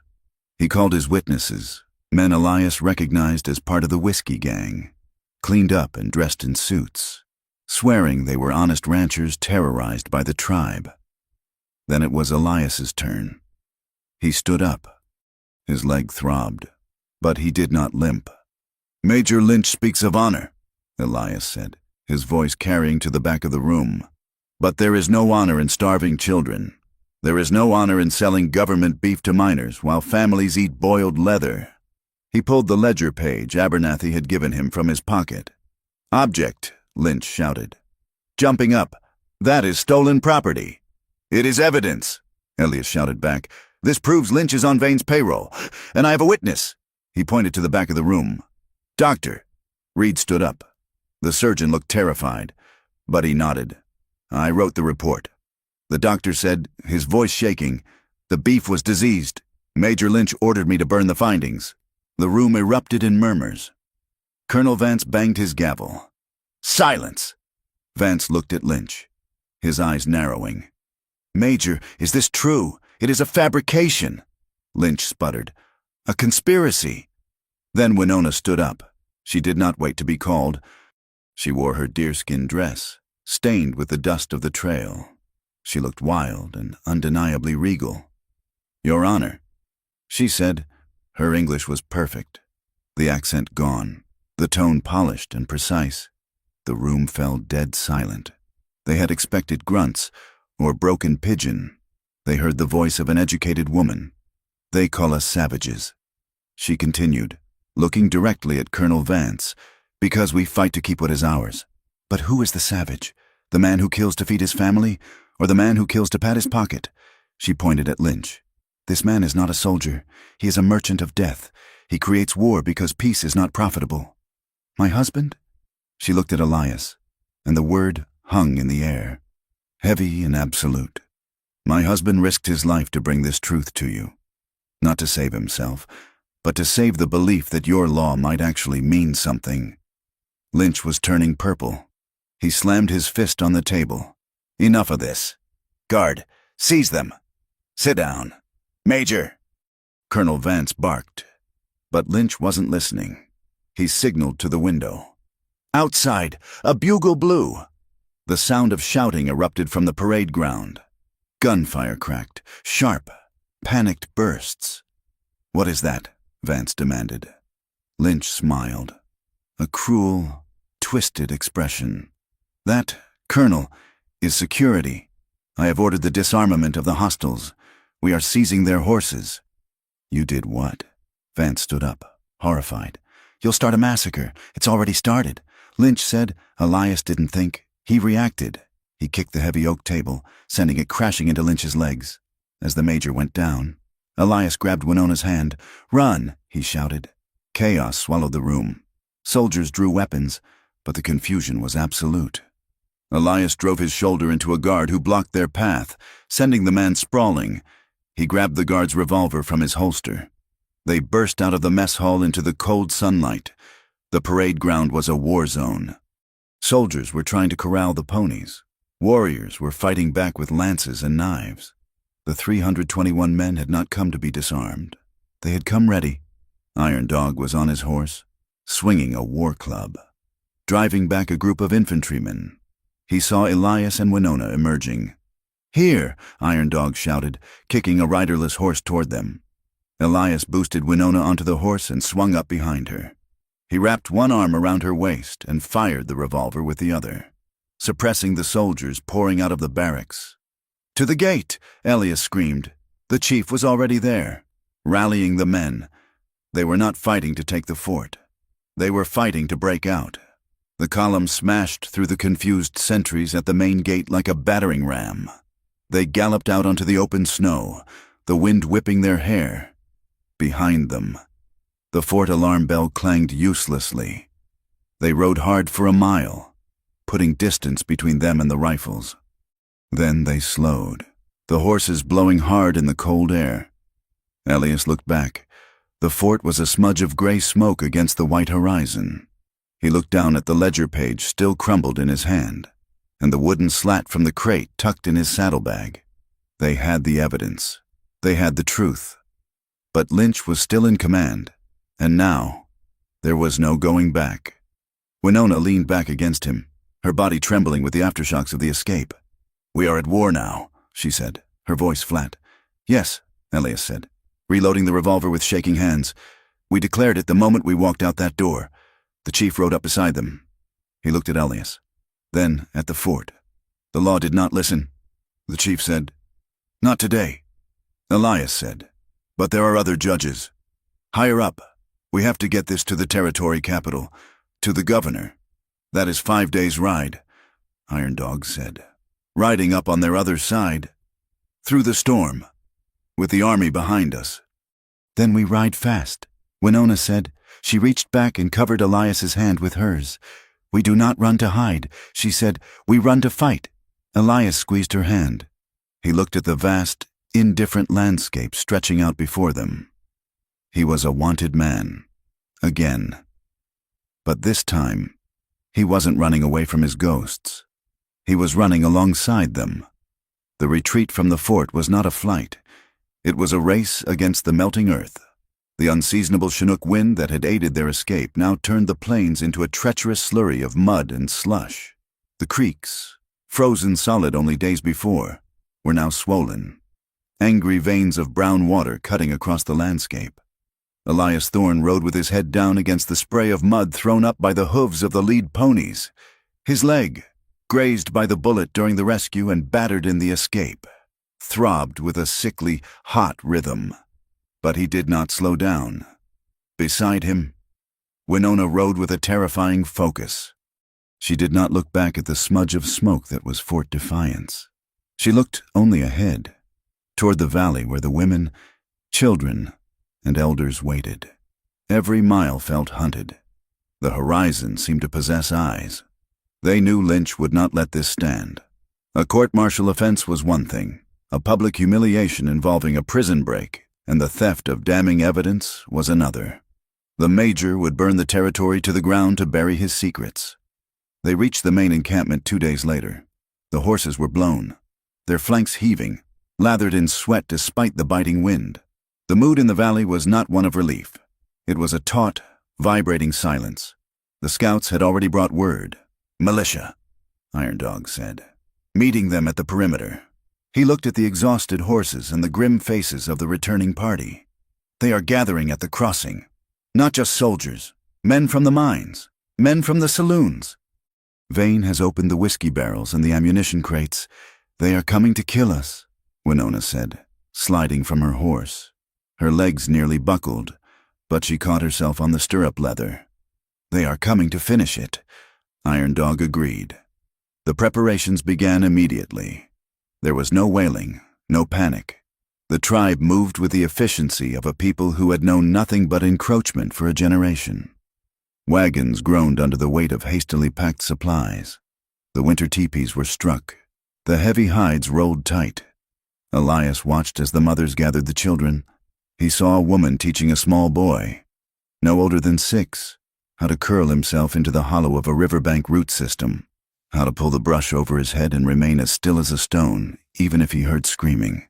The boy nodded, his eyes wide and dark, absorbing the lesson of survival. It broke Elias's heart in a way the war never had. In the war, soldiers fought soldiers. Here, the war was against existence itself. At dawn, the council was called, for the second time since Elias had stumbled into their lives. 321 warriors gathered in a wide half-circle. The sky was a bruised purple, the sun struggling to rise over the canyon walls. The air smelled of wet earth and gun oil. But this time, there was no wedding blanket. There was no talk of binding promises to save a life. The question on the table was total. Fight, flee into the high mountains where starvation waited, or attempt a negotiation that would likely end in chains. Chief Standing Elk stood in the center. He looked older than Elias had ever seen him. The escape from the fort had drained his reserves. He leaned heavily on a staff of ash wood. Elias stepped forward. He felt the eyes of the 321 men on him. They were not looking at a stranger anymore.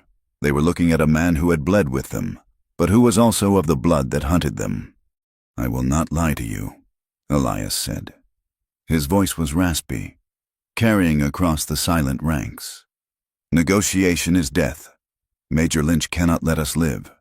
If we surrender, Vane will scatter you to the reservations in the south, where the fever waits. If we run to the mountains, the winter will finish what the soldiers started." Iron Dog stepped out of the line. "And if we fight," he challenged. "They have the Gatling guns. They have the cannons. We have rifles and courage. That is not enough against the numbers Vane has bought." "It is enough if we choose the ground," Elias said. He looked around the circle, meeting the gaze of men he had eaten with, worked with, and fought beside. "My crime was not desertion," Elias said, dropping the bomb he had carried in his chest for months. "The army calls me a deserter, but that is not my sin. My sin is that I was part of the machine. I rode with the columns that burned the crops in the south. I stood guard while the treaties were signed and then broken before the ink was dry. I was the sword in the hand of the liar." A ripple of tension went through the crowd. Hands tightened on knives. "I cannot undo that," Elias continued, his voice shaking slightly. "But I can offer you the only thing I have left. I know how Lynch thinks. I know how the militia moves. They are arrogant. They think you are a mob, not an army." He pulled the ledger page and the crate slat from his jacket. "I have the evidence that can hang them," he said. "But paper is slow. We need time. I offer you my life to buy that time. Put me in the front. Use me to draw them in. If I fall on your side of the line." Iron Dog stared at him. The resentment that had festered for months was still there, burning in the warrior's eyes. He took a step toward Elias, his hand resting on his tomahawk. Words. Iron Dog spat. A white man's words are like the wind. They change direction when the storm comes. Why should we trust the sword to fight the hand that forged it? He raised his voice. Turning to the warriors, he brings the lightning. And now he tells us how to dodge the thunder. I say we give him to Vane. Maybe the agent will take his prize and leave us be. It was a moment that teetered on the edge of violence. A few warriors murmured agreement. The fear was high, and a scapegoat was an easy comfort. Winona stepped between them. She did not shove Iron Dog this time. She stood like a statue, her presence radiating a cold, terrifying authority. He returned for me, she said. Her voice was not loud, but it cut through the murmuring like a knife. When the whiskey runners took me, he rode into the blizzard. When the soldiers took me, he walked into the lion's den. He has bled on the snow for this family. She turned to Iron Dog, her eyes blazing. You speak of custom. Iron Dog, custom says a man is judged by his deeds. This man has proven his loyalty not with promises, but with action. He is not a white man today. He is the husband of the chief's daughter, and he stands with us. The chief looked at Iron Dog. The silence stretched, heavy and suffocating. Then, slowly, Iron Dog took his hand off his weapon. He nodded. Once, a sharp, jerky motion. Then let him lead us to the dying place. Iron Dog growled. The council was interrupted by the sound of a horse galloping hard. A scout burst into the clearing, his pony foaming. He slid to the ground and ran to the chief. They burned the cache at Red Rock. The scout gasped. The winter corn, the dried meat, it is all ash. A collective groan went through the crowd. That cache was their insurance against the deep snows, and the scout continued, struggling for breath. The Miller family, the settlers who were friendly to us, they are gone. Their cabin is empty, and Vane. What a Vane? The chief demanded. The scout pulled a crumpled piece of paper from his belt. He nailed this to the burnt trees. The chief took the paper, but he could not read the scrawled English. He handed it to Winona. She read it, her face draining of color. He has signed the order, she whispered. He has declared the band hostile combatants. It authorizes the militia to take any measures necessary. It puts a bounty on scalps. Elias felt a cold pit open in his stomach. It was an extermination order. Then we have no choice, Elias said. We fight. He turned to the chief. We cannot fight them on the open plain. They have the range. We need to bring them close. We need a place where their numbers mean nothing. The chief looked at Elias. The Narrows? The Narrows. Elias nodded. The plan was set. The Narrows was a box canyon 5 miles north, where the river cut through a sheer wall of granite. The only way through was a shallow ford that forced riders to cross single file.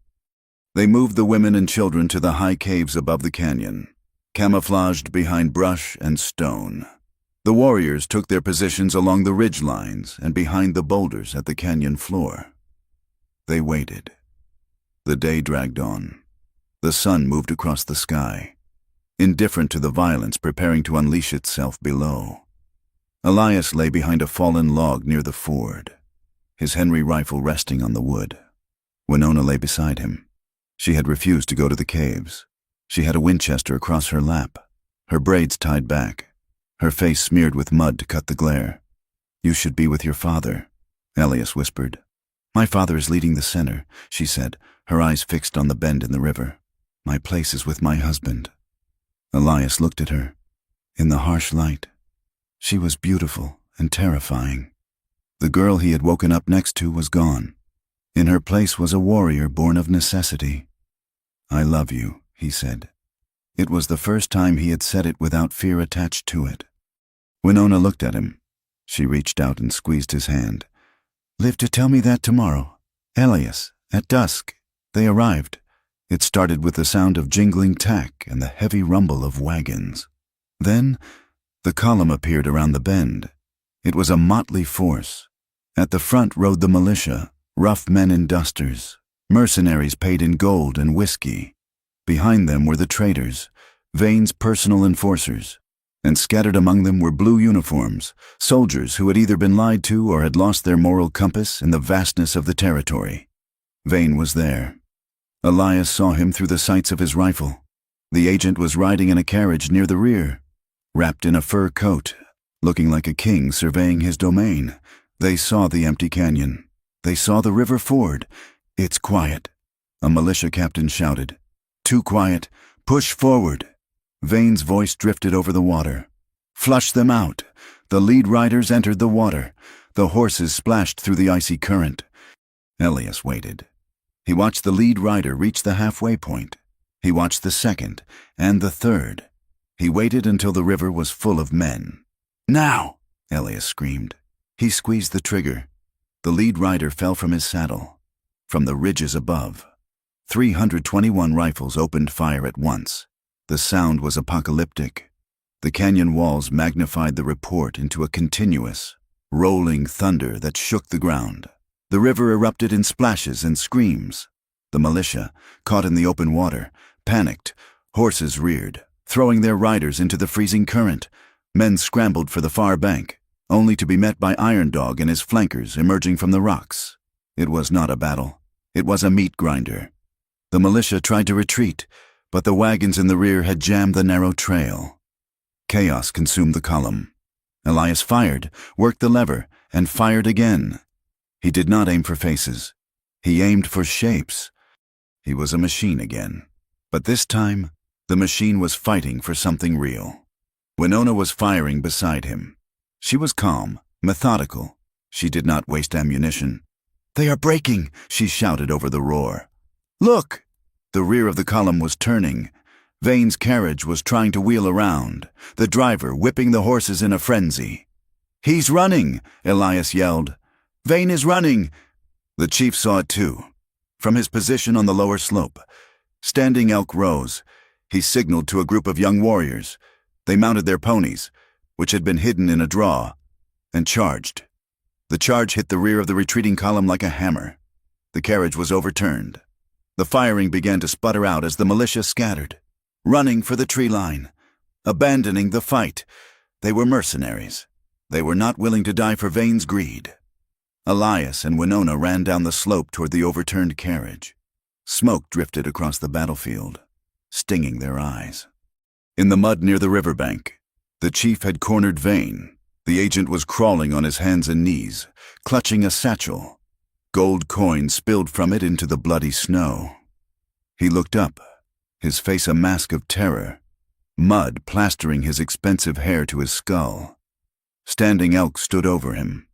The chief held a war club, but he did not strike. He just looked at the man who had starved his grandchildren. "Please," Vane gibbered, holding up a hand. "I can pay you. I have money, government gold. Take it all. You stole the land," the chief said, his voice heavy with exhaustion. "You stole the food, and now you try to buy your life with what you stole?" Vane's eyes darted to the side. "Look out!" Elias screamed. He saw the movement in the brush, a wounded militiaman, propped against a wheel, raising a pistol. Elias lunged, but he was too far away. The pistol cracked. Standing Elk jerked. A red bloom appeared on his chest, shattering the quillwork of his shirt. "No!" Winona screamed, a sound that tore her throat raw. The chief fell. Elias raised his rifle and shot the militiaman, but the damage was done. Vane scrambled to his feet, trying to run while everyone was frozen in horror. Iron Dog appeared out of the smoke. He did not use a gun. He swung his tomahawk. Vane collapsed, the silence of his end sudden and absolute. But Elias wasn't watching Vane. He was running to the chief. Winona was already there. She fell to her knees in the slush, pulling her father's head into her lap. "Father," she cried, pressing her hands against the wound. "Father, look at me." Standing Elk's eyes were open, staring up at the darkening sky. His breath bubbled in his chest. He looked at Winona. His hand, heavy and calloused, reached up to touch her face. "Winona," he whispered. The name was a sigh. He looked past her, at the smoke clearing from the valley, at the warriors gathering around in a silent, grieving circle. "Lead them," he rasped. "The path is hard." His hand dropped. The light faded from his eyes, leaving an unfinished future reflecting the gray clouds. Winona did not scream again. She did not collapse. She went devastatingly still. Elias stood behind her, his heart hammering against his ribs. He wanted to touch her, to comfort her, but the moment felt too sacred for his hands. Suddenly, a shout rang out. "Soldier!" Elias spun around. A single bluecoat, separated from the unit, had emerged from the river reeds. Disoriented and terrified, he saw the group, saw the dead agent, and raised his musket. He wasn't aiming, he was just reacting to the terror. The barrel was pointed straight at Winona's back. "Winona!" Elias shouted. He threw himself across the space between them. The musket roared. Elias felt a blow like a sledgehammer hit his shoulder. The world spun violently. He hit the ground, snow and ash filling his mouth. Pain, white and blinding, radiated from his upper chest. "Elias!" He heard her voice through the ringing in his ears. He tried to push himself up, but his arm wouldn't work. He rolled onto his back. Winona was hovering over him. Her hands, covered in her father's blood, were now pressing on his shoulder. Her face was a landscape of terror that she couldn't speak aloud. "Stay with me," she commanded, her voice breaking. "Do not dare leave me alone in this.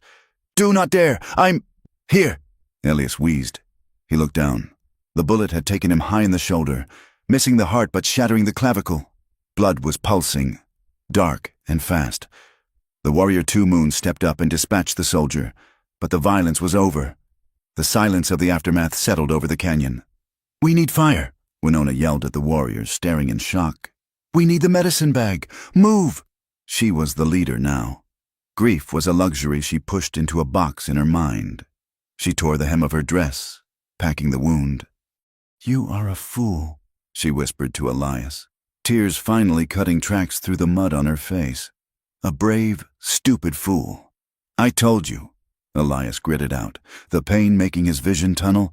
"I fall on your side of the line. The aftermath of the Battle of the Narrows was not a celebration. It was a grim accounting. They gathered the dead. 7 warriors, 12 militiamen, the agent Vane, and Chief Standing Elk. But the evidence Elias had carried, the ledger page, the crate slat, was not buried with the dead. As the survivors regrouped, a cavalry patrol appeared on the ridge. These were not Lynch's men. They were regulars from the southern garrison, drawn by the sound of the battle, led by a captain who had no love for the corruption of the agents. They rode down cautiously, white flags on their lances. They found a scene of carnage that could not be swept under the rug. They found the body of a government agent with stolen gold. They found the crates of whiskey stamped with government contract numbers. They found a tribe that had stood its ground not as savages, but as an organized force defending its home. Elias, pale and bandaged, sat propped against a wagon wheel. He handed the ledger page to the captain. "Read it," Elias rasped. "Read it and tell me who the criminal is." The captain read it. He looked at the branded crates. He looked at the dead militiamen who had no legal right to be there. He took off his hat. "I will take this to the general," the captain said quietly. "There will be an inquiry. Justice arrived, but it was imperfect. It was slow, and it was cold. In the weeks that followed, the news spread. The massacre at the Narrows became a headline, but the story shifted. With the evidence Elias provided, the narrative of the savage uprising crumbled. Vane was painted as a rogue agent. Major Lynch was relieved of command and faced a court of inquiry, forced to resign in disgrace to avoid prison. But the machine did not stop. The removal orders Vane had signed were not magically undone. The bureaucracy in Washington moved like a glacier, slow, crushing, and indifferent to the truth. The tribe was still ordered to move to the reservation come spring. The victory at the Narrows had bought them dignity, and it had bought them time, but it had not bought them their land. Winona stood on the edge of the canyon, looking down at the frozen river where her father had died. She wore the chief's blanket over her shoulders. The warriors watched her from a distance, waiting for her command. She was no longer just the translator. She was the voice. Elias limped up beside her. His arm was in a sling, his face gaunt from the blood loss and the fever that had followed. He leaned on a crutch he had fashioned from a rifle stock. "It's over," he said softly. "Is it?" she asked. She looked at the horizon, where the smoke from the battle still lingered in the air like a bruise. "Lynch is gone. Vane is dead. But the paper still says we must go. We gained the winter." Elias said, "We gained the spring. That is more than we had yesterday." Winona turned to him. She reached out and touched his bandaged shoulder, her fingers gentle. "You could go." She said, "The captain said the charges against you would be dropped if you testified. You are a free man, Elias. You could go back to the world of stone houses and warm fires." Elias looked at her. He saw the scar on her forehead from the whiskey runners. He saw the grief in her eyes that would never fully heal. He saw the woman who had saved his life, and the woman whose life he had saved. He looked over the burned edge of their world. He saw the tribe packing the wagons, preparing for the hard winter ahead. "I am a free man," Elias said, "and a free man chooses where he stands." He took her hand, interlacing his fingers with hers. "I am not going anywhere. Winona, my fire is here." She looked at him, and for the first time since her father fell, a small, fragile hope sparked in her eyes. It was bruised, it was breathing hard, but it was alive. "Then stand with me," she said. They stood together on the ridge, two scarred people facing a cold wind. They knew that love alone would not save them from the government, or the starvation, or the changing world. But as they turned back to the camp, walking shoulder to shoulder, they knew it was the reason they would keep fighting to live. The snow did not fall upon the plains. It settled like a heavy, suffocating shroud. The winter that followed the Battle of the Narrows was not a season of rest, but a season of relentless, grinding endurance. The band of Chief Standing Elk, now the band of Winona, moved south, pushed by the biting wind and the invisible, crushing pressure of government decrees that did not care about battles won or lost. The landscape was a blinding white sheet, broken only by the skeletal branches of cottonwoods and the dark, trudging line of the tribe. The silence of the plains was vast and indifferent. It swallowed the creaking of the wagon wheels, the snap of frozen leather, and the muffled sobs of mothers who had buried sons in the frozen mud of the canyon. Winona rode at the head of the column. She did not ride in the wagon, though her exhaustion was a physical weight that pulled at her bones. She rode her father's horse, a tall gray gelding that seemed to sense the absence of its master. She wore a heavy buffalo coat, the collar pulled up against the wind, but her face was exposed, raw and chapped.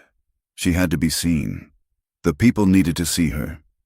They needed to see that the daughter of Standing Elk was not hiding from the cold that threatened to take them all. Elias Thorne rode beside her. He was a shadow of the man who had ridden into the fort. His left arm was bound tight against his chest in a sling made of blue wool, a piece of a captured soldier's coat. The bullet from the Narrows had shattered his collarbone and torn through muscle that was slow to knit in the freezing temperatures. Pain was his constant companion, a sharp, hot rhythm that spiked with every step the horse took. But shame was a heavier burden. He watched the people walking behind them. He saw Old Man Kickingbird, wrapping his feet in rags because his moccasins had worn through. He saw the children, their faces pinched and gray, huddling under thin blankets in the back of the wagons.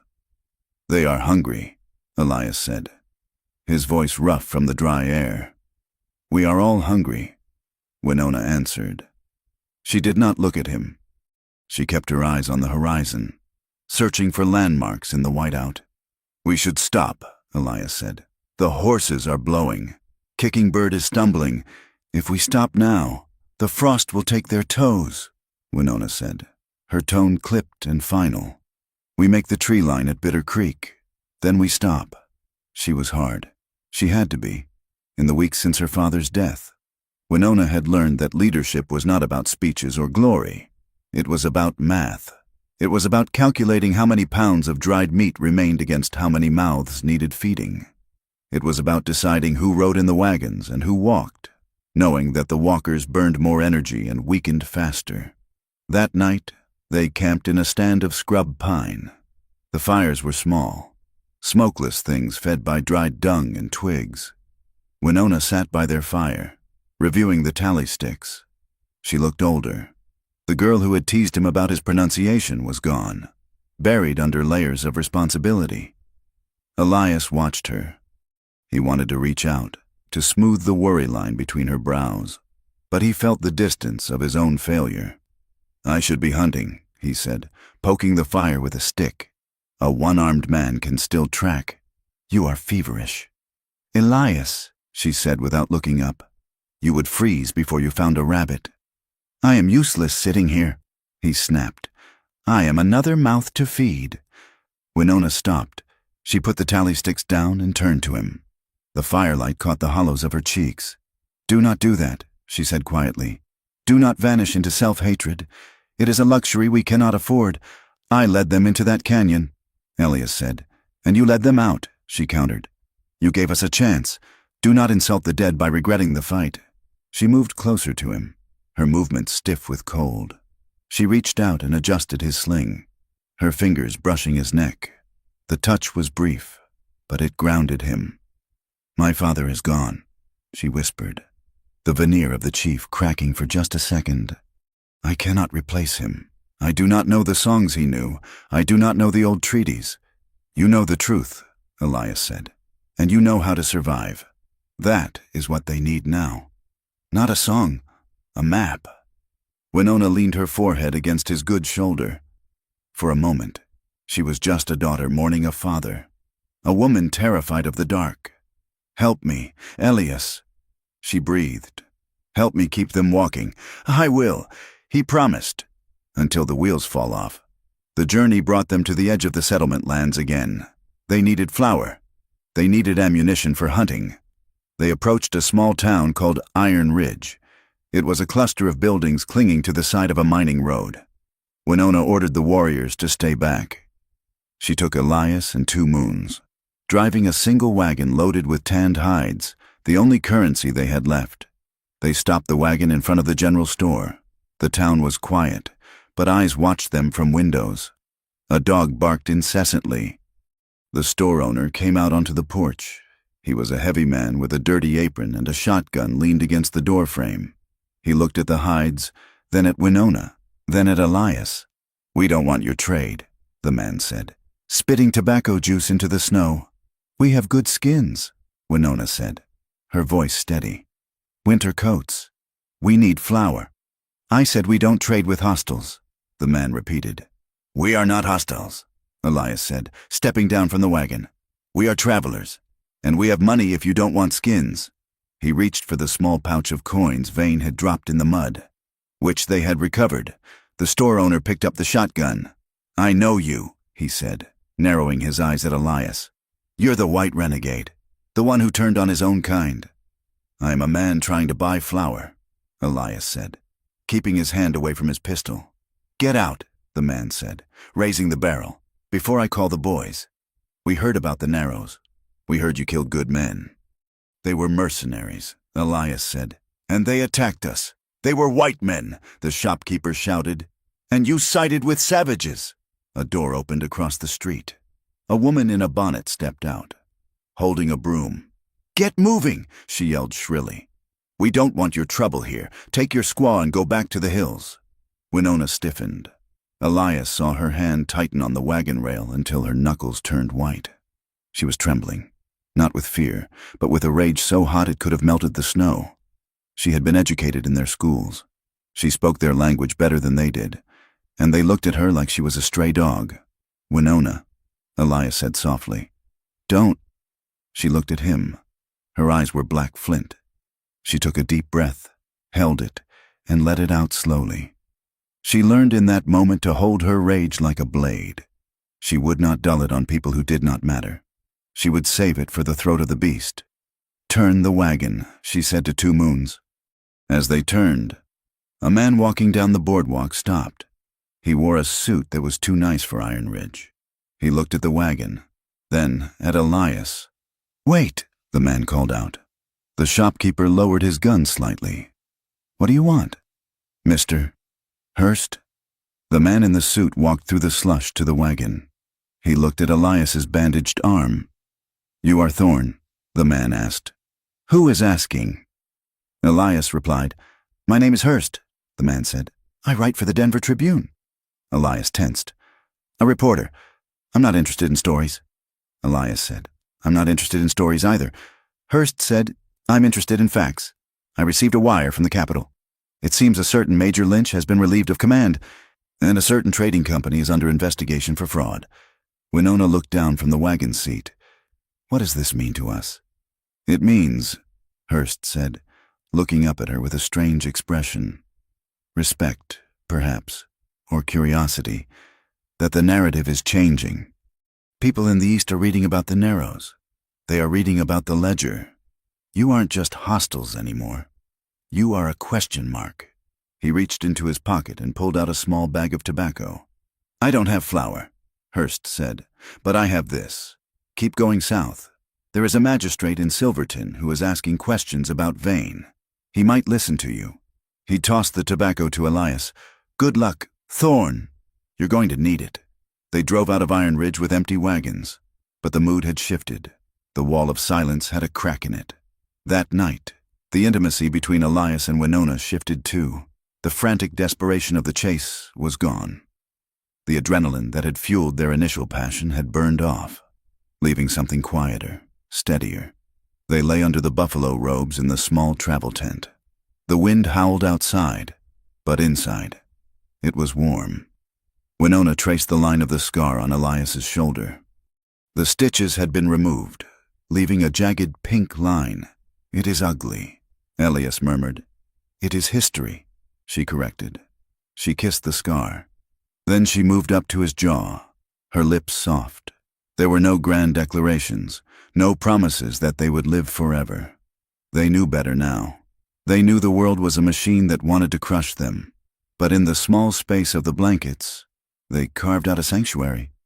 "Winona," Elias whispered, pulling her close with his good arm. She rested her head on his chest. "I am here." Their making love was slow, rooted in a profound, aching tenderness. It was a reclaiming of their bodies from the violence of the last month. When he touched her, it was with reverence. When she held him, it was with an anchoring strength. They stopped being symbols, the renegade and the chief's daughter, and became simply a man and a woman, huddled against the cold, choosing each other in the dark. But the daylight brought the weight back. The tribe was divided. As the hunger deepened, whispers began to circulate. Some of the elders blamed Winona for the continued hardship. They said she was too young, that her connection to the white man had cursed them. "She brings the bad luck," a woman muttered as Winona passed. "The spirits are angry because she sleeps with the enemy." Others, the younger warriors who had fought at the Narrows, looked at her with awe. They saw her as the reason they were still breathing. Winona heard the whispers. She did not argue. She absorbed them. It cost her sleep. It cost her the last remnants of her innocence. She walked with her head high, but her eyes were heavy. "Leadership is lonely," she told Elias one morning, watching the sun rise over a gray landscape. "You aren't alone," Elias said. "In this, I am." She said, "I have to be. If I show them doubt, they will break." They reached the crossroads near Silverton a week later. A courier rider was watering his horse at a trough. He was a young boy, barely 18, carrying a leather satchel stamped with the U.S. Mail logo. Elias saw him. He made a decision. He went to the wagon and found a piece of charcoal in the back of an old supply invoice. He sat on a rock and wrote. He wrote it all down. He named Major Lynch. He named the date of the Sand Creek Massacre. He detailed the illegal orders, the theft of the rations, the framing of the tribe. He signed it. Elias Thorne, formerly Sergeant, 3rd Cavalry, sworn before God in the open sky. He walked over to the courier. "Boy," Elias said. The boy jumped, reaching for a pistol he clearly didn't know how to use. "Easy," Elias said. "I have a letter. It needs to go to the territorial judge in Denver.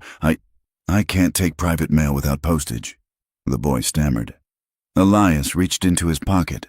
He took out the last gold coin from Vane's satchel. He pressed it into the boy's hand. "This covers the postage," Elias said, "and the risk." The boy looked at the coin, then at Elias's face. He recognized him. Everyone knew the description of the one-armed renegade now. "You're him," the boy whispered. "Take the letter," Elias said. "If you believe in justice, take it." The boy hesitated, then nodded. He shoved the paper into his satchel. "I'll get it there, Mr." Elias watched him ride away. He had just signed a confession that could lead to his hanging if he was ever caught, but he felt lighter than he had in years. 2 weeks later, they reached the new place. It was not the lush valley of the Narrows. It was a high plateau, windswept and rocky. The game was scarce, jackrabbits and the occasional elk that had wandered too high. The water was deep in the earth, requiring hard digging. The people stopped. They looked at the desolate landscape. A murmur of despair went through the line. "This is it?" Iron Dog asked, looking at the barren ground. "This is where we live." Winona rode to the front. She turned her horse to face them. "This is where we stand," she said, her voice carrying over the wind. "The valley is gone, the fort is gone, but we are here. The ground is hard, but we are harder." She dismounted. She took a shovel from the wagon and walked to a patch of snow-covered earth. She drove the shovel in. "Dig," she ordered. It was a brutal start, but slowly, the camp took shape. They found a sheltered spot near a grove of stunted cottonwoods. They pitched the lodges. Elias worked despite his arm. He found fallen timber and began to notch logs. He wasn't building a temporary shelter. He was building a cabin. It was a rough frame, ugly and crooked, but it was permanent. It was a statement. Hope arrived in small things. A child laughed as a dog chased a snowshoe hare. A fire caught on the first try with damp wood. A dawn arrived that wasn't gray, but a brilliant, piercing blue. Spring came late, but it came. The snow melted into muddy streams. Green shoots pushed up through the rocky soil.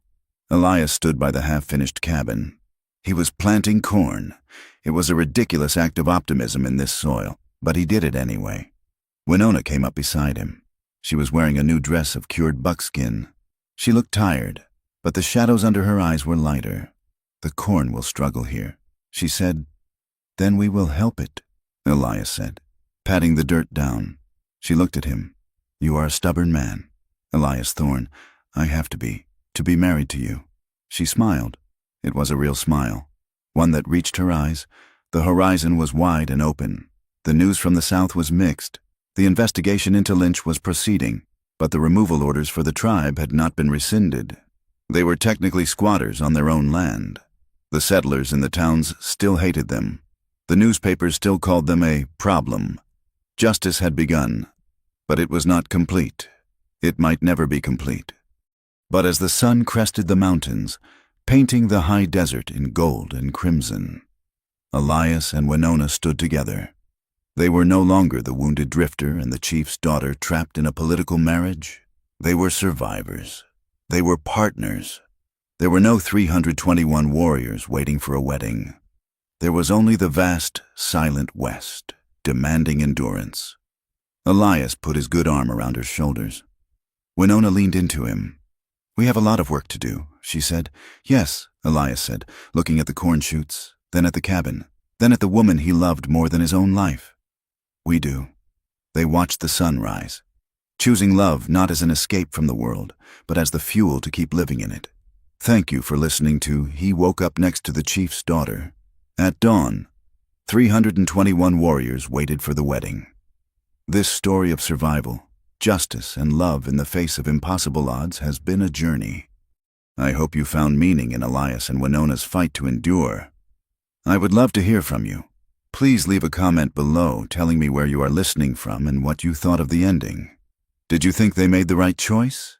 If you enjoyed this story, please subscribe to From Wild West for more tales of the American frontier. Share your thoughts in English, and thank you for being part of this adventure.